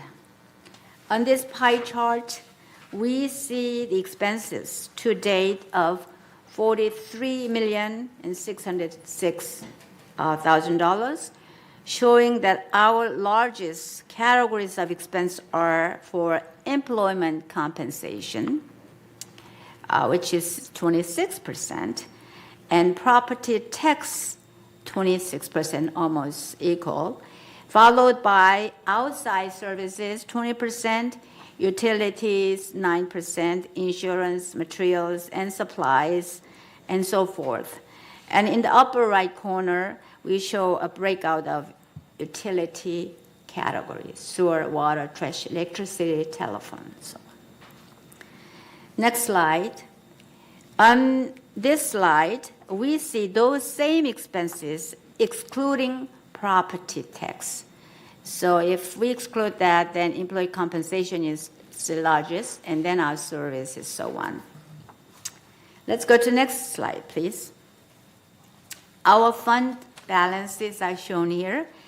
The contingency fund balance on October 31st was $1,177,000. And contributions collected totaled $63,000 with no expenditures to date. The reserve fund balance on October 31st was $15,820,000. Contributions and investment revenue collected totaled $10,448,000, while expenditures were $11,338,000. Next slide, 9. We compare this to historical fund balance for the past 5 years on this chart, which have averaged $18.9 million. So this will go to reserve study, and we need to be watching out where the level would be, so on. In slide 10, we have a slide here to show resale history from 2021 to 2023, where our president initially at the very beginning of this meeting mentioned about resale, so on. But through October 31, 2023, United resale total 284, which is 84 resales lower than the prior year for the same time period. The average year-to-date resale price for United Mutual Manor was $356,000, which is $3,000 less than the prior for the same period. Up to this point, do you have any question? Steve is here. Okay. Yes? Can we get a copy of what you're reading? I don't think it is in our. Yes, it's in there. It is? Yes. So. Yes, it's the pie included in our charts packet, right? And everything? Oh, okay. Okay. Okay, thank you. Any And- other questions? Oh, I have another question. The expenditure on the contingency, how come it's zero expenditure? Sure. Whenever we require money to be spent from the expenditure fund, we will come to the board, typically with the finance committee first, and then the board for approval. We've not yet had the need to pull from the contingency fund in 2023. All year? All year, correct. And the contingency fund is for what, emergencies? Sure. Generally speaking, it's for emergencies or unplanned expenditures. So right now, we've added enough budget to cover the expenditures that we were unforeseen. We've had some availability left. And right now, you're, I believe, at an operating surplus at the moment. So there's been some favorable. So there's money in the contingency fund. Correct. So that has not So yet been pulled. You could So- put benches in or something like that with the contingency fund? Potentially. So there's also, correct. So either the contingency fund, I mean, it's intended to be a savings account. So we could also, depending upon how much money you're going to be spending, it could come out of the reserve. So typically, anytime you're going to be investing in the community, it would be a reserve. So however, Reserve. it just depends on how much you're talking about. So so the reserve, so you would just put in something and say you want to spend something, a resolution for the reserve? Correct. Staff would put together a recommendation after we do a little bit of research in terms of costs, quantity, and we'd bring it to your attention and make a recommendation at that point. And we would make the determination whether it made more sense to come from the contingency or the reserve. Okay, thank you. Nancy, you have a question? Yeah, I'd like some clarification, and it's also kind of an observation about the MNC. We have budgeted for MNC employees whose positions we cannot fill, correct? So that money is available.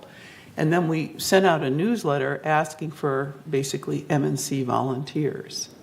Now, they might not have the same job description, and this is a bit rhetorical. One, we have this money that's available there, and two, we're seeking people to fill these positions. Is there some reason that we're not advertising within the community itself?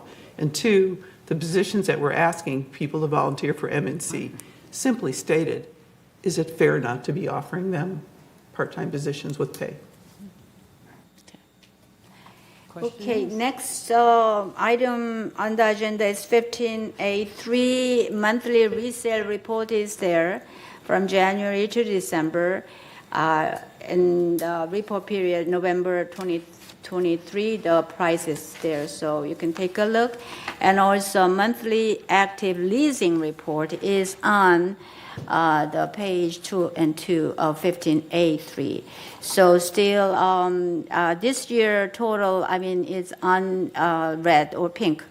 And last year was green or blue. So we have much higher leasing rate this year than last year. And Steve, I have a question. During our town hall meeting, one of the residents asked a question, and I remember Steve and we previously have a little discussion about depreciation, because our financial report has the figure of the depreciation. So how we calculate that number, so on. But the members' particular question is that our infrastructure is so old. We are being built in 1960s, and then we kind of assume that as the older structure goes down and old, maybe it would depreciate. So how we know how much and how we could prepare, I mean, how we prepared every month financial report, so on. Can you briefly explain that process? Correct. And I'll do it in two parts. First, from a financial statement perspective, depreciation is not something that it pertains to United specifically. So the rules changed under the accounting guidance many years ago to where, and I won't bore you with too many of the details, but if you look at your balance sheet right now, everything is fully depreciated. If you happen to look at the balance sheet, the only difference is about $8 million, and that's your land, which doesn't depreciate. The accounting rule that changed many moons ago was that as you bring in your roofs, as you make those repairs, it's expensed immediately. So, and I'll leave it at that. So there is no depreciation on a go-forward basis. But I will, to the question in terms of how you plan for the future. So I will point out in the green book that was, it's now saved online, and all the board members have their own copy. If you turn towards the back, specifically beginning on page 23, there's a detail of all the activities that are planned for the upcoming year and for the next 30 years. Granted, we only budget 1 year at a time. And if you see something out in, say, 2030, it's not precise, right? This is intended to give you a guideline of where you should be putting your money towards in the future. The individual departments that are doing the work on your behalf, whether it be MNC, General Services, or Landscape, they bring to, during the budget processes from March through September, they bring to your attention and they make recommendations on where we should be investing in the community. Again, they have a plan of when your roofs should be repaired, when you should be doing slope repairs, so on and so forth. But at the end of the day, it's up to the board during the budget approval process to make those authorizations to spend the money.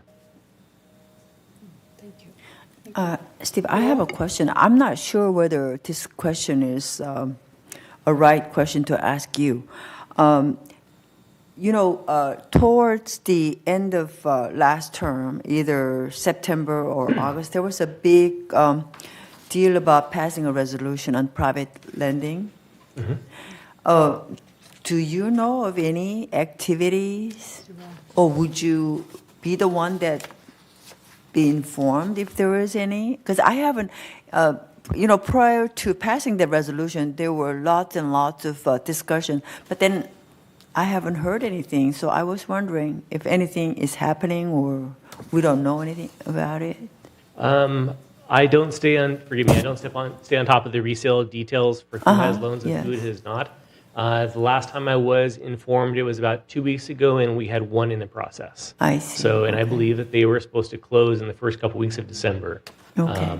But beyond that, I don't have the details. Okay, yeah, So thank at you. the next finance meeting, I can be happy to provide Yes, an update and or have one of my colleagues come in and give a presentation. Okay, thank you. Nancy? Yes, just in conclusion, my observations about the M&C volunteer versus employees, et cetera, that comment, I think that the report raised a question for me, and I would like to defer that conversation. I think is appropriate in executive session. Okay. Who's next? Sue?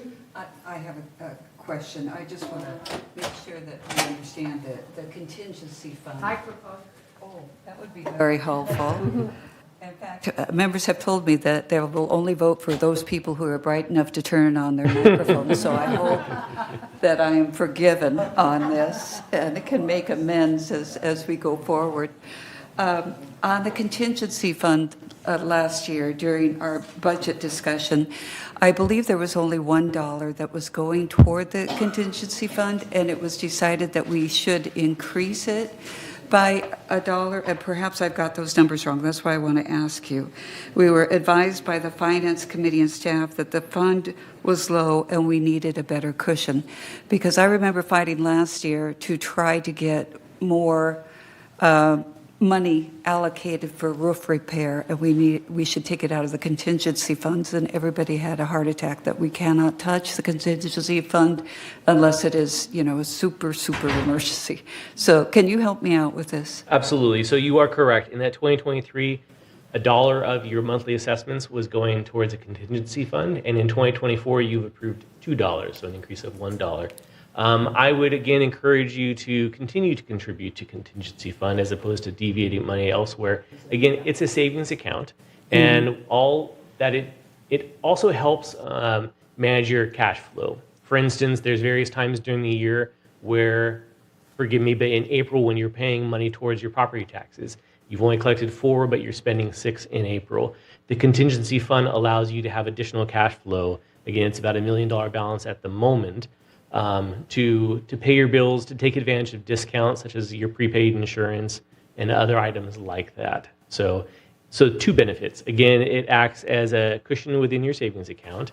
And then additionally, when you do have projects that come up, you'll have the ability to spend that money. For instance, using round numbers, if you budgeted $10 million for your operating, but all of a sudden something popped up that you really wanted to invest in, or you have tragedy happen within the community, you have a bit of money, that you can tap into.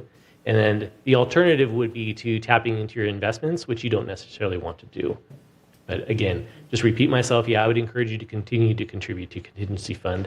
It acts as a cushion, and it has been suggested by your residents in the community oftentimes when it comes to, rather than borrowing from reserves, it would be nice to have money in your contingency to pay for some of the items like property taxes. If you boost that balance up high enough, that will satisfy that problem that we have occur every year.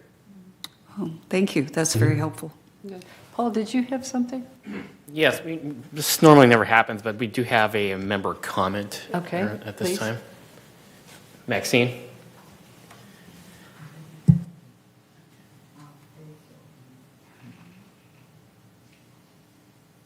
Yes, just a quick question here for some clarity.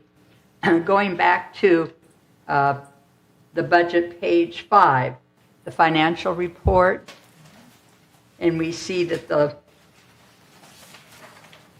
largest hunk there is investment income, and then the one above it is fees and charges.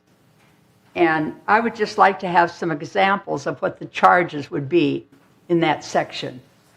If you could give us some examples, I would certainly appreciate it.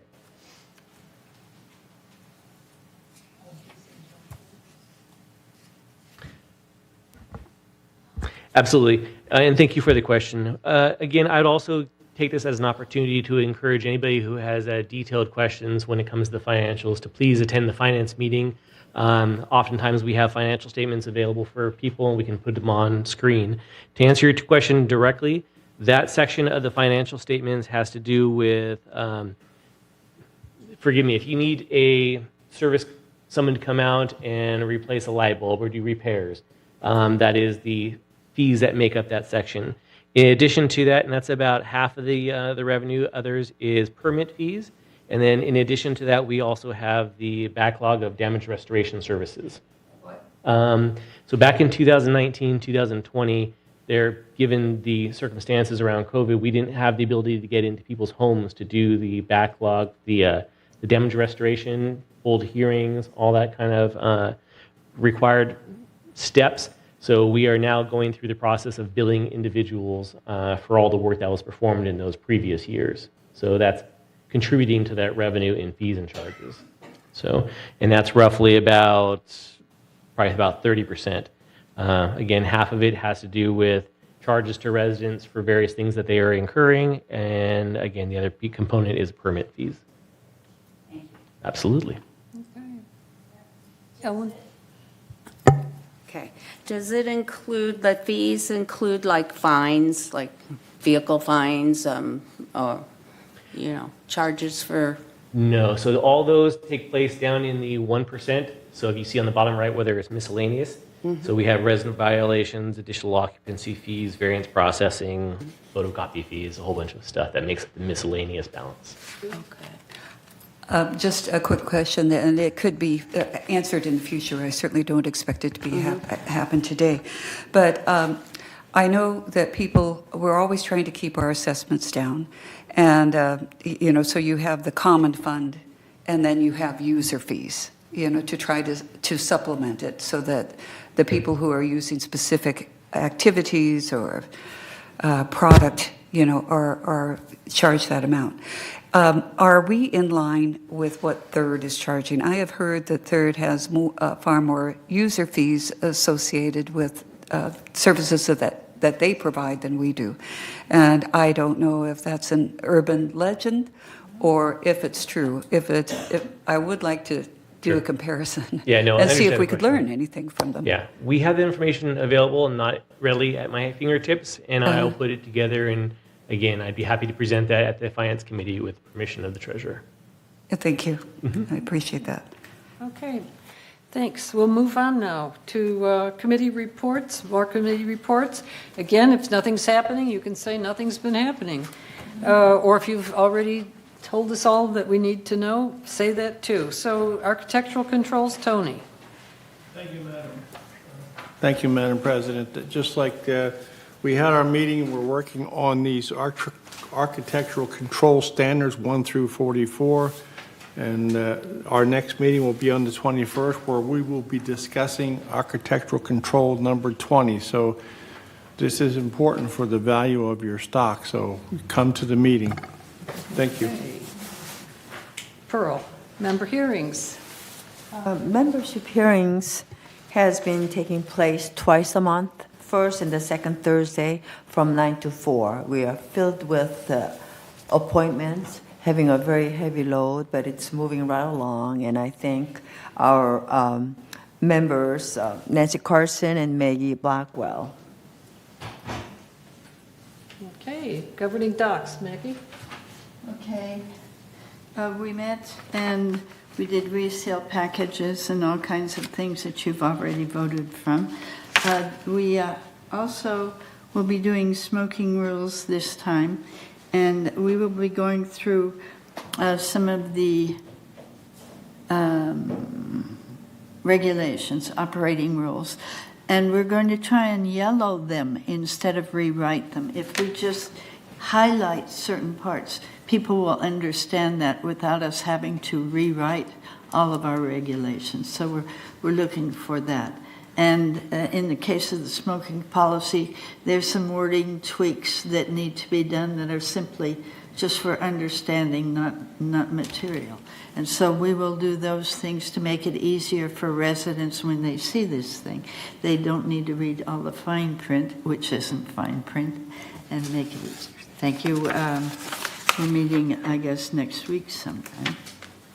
Thursday, December 21st at 1:30. Sue?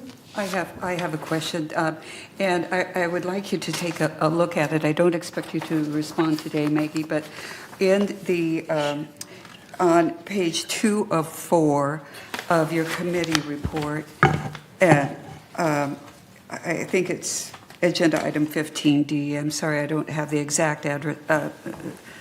Because everything is patched in, it's a little difficult. But it said that you guys looked at updating the forms that we use. And the open forum was changed to say, at this time, only United members may address the committee regarding items not on the agenda and within the jurisdiction of this committee. I understand that you want to target this to association members, but we have so many elderly people who really can't make it, and they send people on their behalf. We also have people who don't speak English, the Korean community, the Chinese community, the Persian community. And so I was wondering if we could possibly say, or their designee. And I don't know if that's possible or not, but I just fear that by stating that only United members, that could... Okay, what usually happens then is they have a relative or neighbor come with them, and they stand before us and give us their name and manor number, and then they say, this is my cousin, he will help me, or this is my neighbor, he will speak for me, so that we know that it is the member here who is doing it. By law, it is the member who is supposed to be speaking, but a relative or a friend can come stand behind them and assist, and they do. What if they can't make it? Like, we had several complaints about a person who was like in his 90s, blind, unable to attend. They can send an email to United, and United farms that email to the right group. So, Or a letter. Or a letter. Yeah. They can send an email or a letter. And if we get an email or a letter, we just forward it to others to get it in the right position. So it doesn't have to be specific or targeted when they email it, but it is sent to the correct place. Thank you. Landscaping, Sue? Oh, yes. Landscaping. We had a tour that was provided to the board members, and many people were able to attend. We were very happy that they could see the scope of the operation and see some of the behind-the-scenes facilities that make everything work. So that we appreciate people taking the opportunity to do that. What we want to do is also invite the board and the residents. It's very important that on January 15th at 9:30, we have the urban forest study that will be completed. The ad hoc committee is coming together. They had put in all of their recommendations. It was just fine tuning, correct, dot the i's, cross the t's. But it's a very big expense for the landscape committee to operate the trees. It also impacts maintenance and construction. It hits finance. So please attend. Maintenance and construction, I gave that report last time. We haven't met since. Madam President. I'm sorry, Mickey. Yeah, that tour, I really appreciate it. I've been living in this community more than 11 years. I didn't know those areas existed. So I really appreciate it. And all the nursery and those mowing company, wow, it was great. So yeah, I encourage you could open more opportunities to the board members and residents because, everybody has to know. So I am thankful for that. Great. Tony, Resident Advisory, I think you've reported. Thank you, on Madam Chair. previous- Resident Advisory, we didn't meet this month. No. It was canceled, and we're going to have another meeting this week, and it's on October the 12th in the Pine Room at 4 o'clock. Moving on to GRF committees. We didn't do the M&C? I previously reported on that. We haven't met since October. and I Oh, okay, reported so on you're that just skipping. in November, yeah. Okay. Okay, I sort of talked over All right, people like I do. thank you. Okay. GRF committee, I don't know if Tom is available to talk. I see he is up on our screen. I am available. Oh, Tom, wow. Are you at the airport waiting? I am on a train to the airport. Oh, okay. The GRF Finance Committee will meet next Wednesday, December 20th, next week. But the previous meeting had to do a lot with the room rental fees that went to the GRF board. So a week from tomorrow, December 20th, next GRF Finance Committee meeting. Thank you, and safe travels to you and Noel. Okay, community activities. Let's see, Maggie, that's yours. Okay, yes. We had a motion to approve the addition of clubhouse renovation. We have all of this report as here of the special events that's included in your printing of the minutes. It's a huge report. They had a fantastic luncheon with all the volunteers, and they filled the room. Everybody was happy. There are volunteers running all kinds of clubs and activities here in the village, and it was great to see them all together. Let's see. That's it. We're talking about golf cart parking spaces at the 19 restaurant. We did not pass that. There are already handicap spots there. And so we will meet again on 1:30 December 14th. Okay. All right. Landscaping GRF, Sue? I will pass. We did the usual business of trying to keep the areas maintained. Okay. Mine has been previously reported last month, GRF maintenance and construction. Previously reported, we haven't met since that meeting, and I don't think we're going to have one again this year.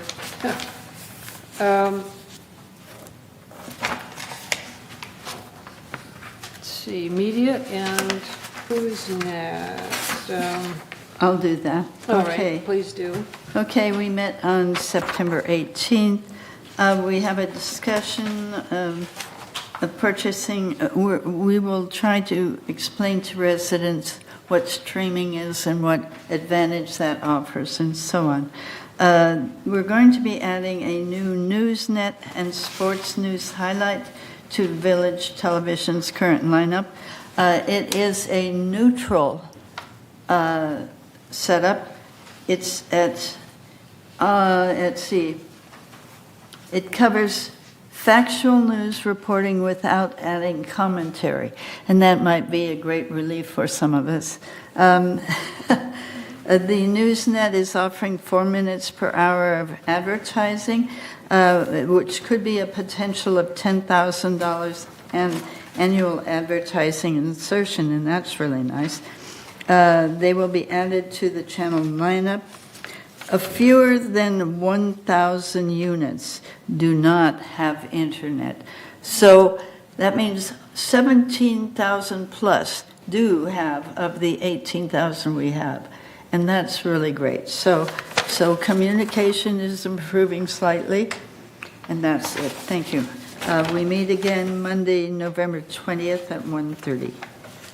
If I may, Maggie and or other members of this committee, we continually get asked questions about the website, how to use it and how to go forward with it. And I know the ad hoc committee awarded the contract to update the website, so perhaps in the next time you could talk a little bit about where we are on that.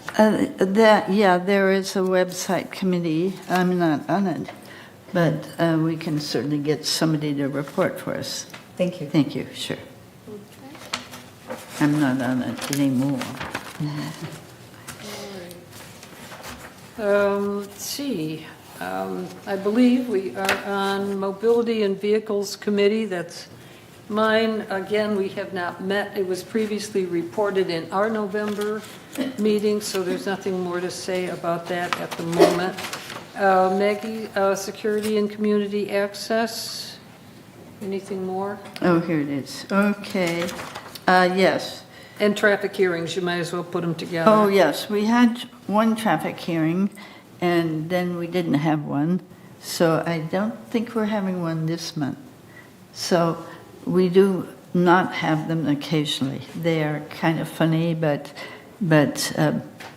people are paying, and they are realizing something. And there are some interesting questions about parking of RVs and all that stuff. So it's a very interesting committee. We don't have a great number of people on our list, thank goodness. So, okay, for for the security and community access, we did also include in that a disaster preparedness task report. Clubhouse 3 is hosting, they held for shelter in place for a natural disaster. In prior years, we were talking about gathering at the clubhouses, and then we said, we're not going to be gathering at the clubhouses. We should be sheltering in place, and they will be putting out information in the future, the things you should stockpile water and have batteries and all those things. So we will be putting out those. Let's see. We have our security is monitoring everything. They hear intrusion of damage to our gates. They go for running water, lights being out, and all kinds of things. Security is not just a marshal service. It is the first responder for almost anything. And so don't be mean to them. All right. Yes, 5:47 p.m., a security person went out with a sink backing up and spent quite a bit of time assisting her in getting assistance. Okay, the next meeting is to be determined at 1:30 p.m., so we're not set on it yet. Okay, disaster prep. Tony, do you have anything additional on the task force? I was unable to attend that meeting, Madam Chair. I think Director Blackwell sat in for me. Right. Okay, thank you. And IT, Sue Kwan? It's ongoing. It's ongoing. It's the enterprise resource planning that we're focused on. It's called an ERP. And it's a software system that helps you run your entire business, supporting automation and processes and finance, human resources, manufacturing, supply chain services, procurement, and more. It's a huge project. It's ongoing. All right. Future agenda items, we have, of course, the resolution that we just passed, architectural standards, AC and heat pump. That's on 28-day notice, so that will rematerialize next month in front of us. Is there anything else at this point that we are aware of that we will add? If not, we will adjourn. We end this meeting, recess, and continue on in closed session. We are adjourned. Thank you. Thank you. Oh, and the record. What time did you want to reconvene? Let's see, we'll go, is lunch up there now? Yes. Okay, so what do you think, 45 minutes? So Right. 1:45 we'll reconvene? 12:45? Okay. Yep, 12:45, thank you. Thank you. Well, can we come back earlier? Do people have to leave? Yes, they may- Ellen has to leave earlier, so yeah. So is there any way maybe we could leave at, meet at 12:30? Sure. And then Oh, maybe fine. carve off some time at the end? Okay, 12:30. Nobody's leaving, I That's don't half think. hour. Okay. Okay, 12:30 and then, Paul. Okay. Thank you. You don't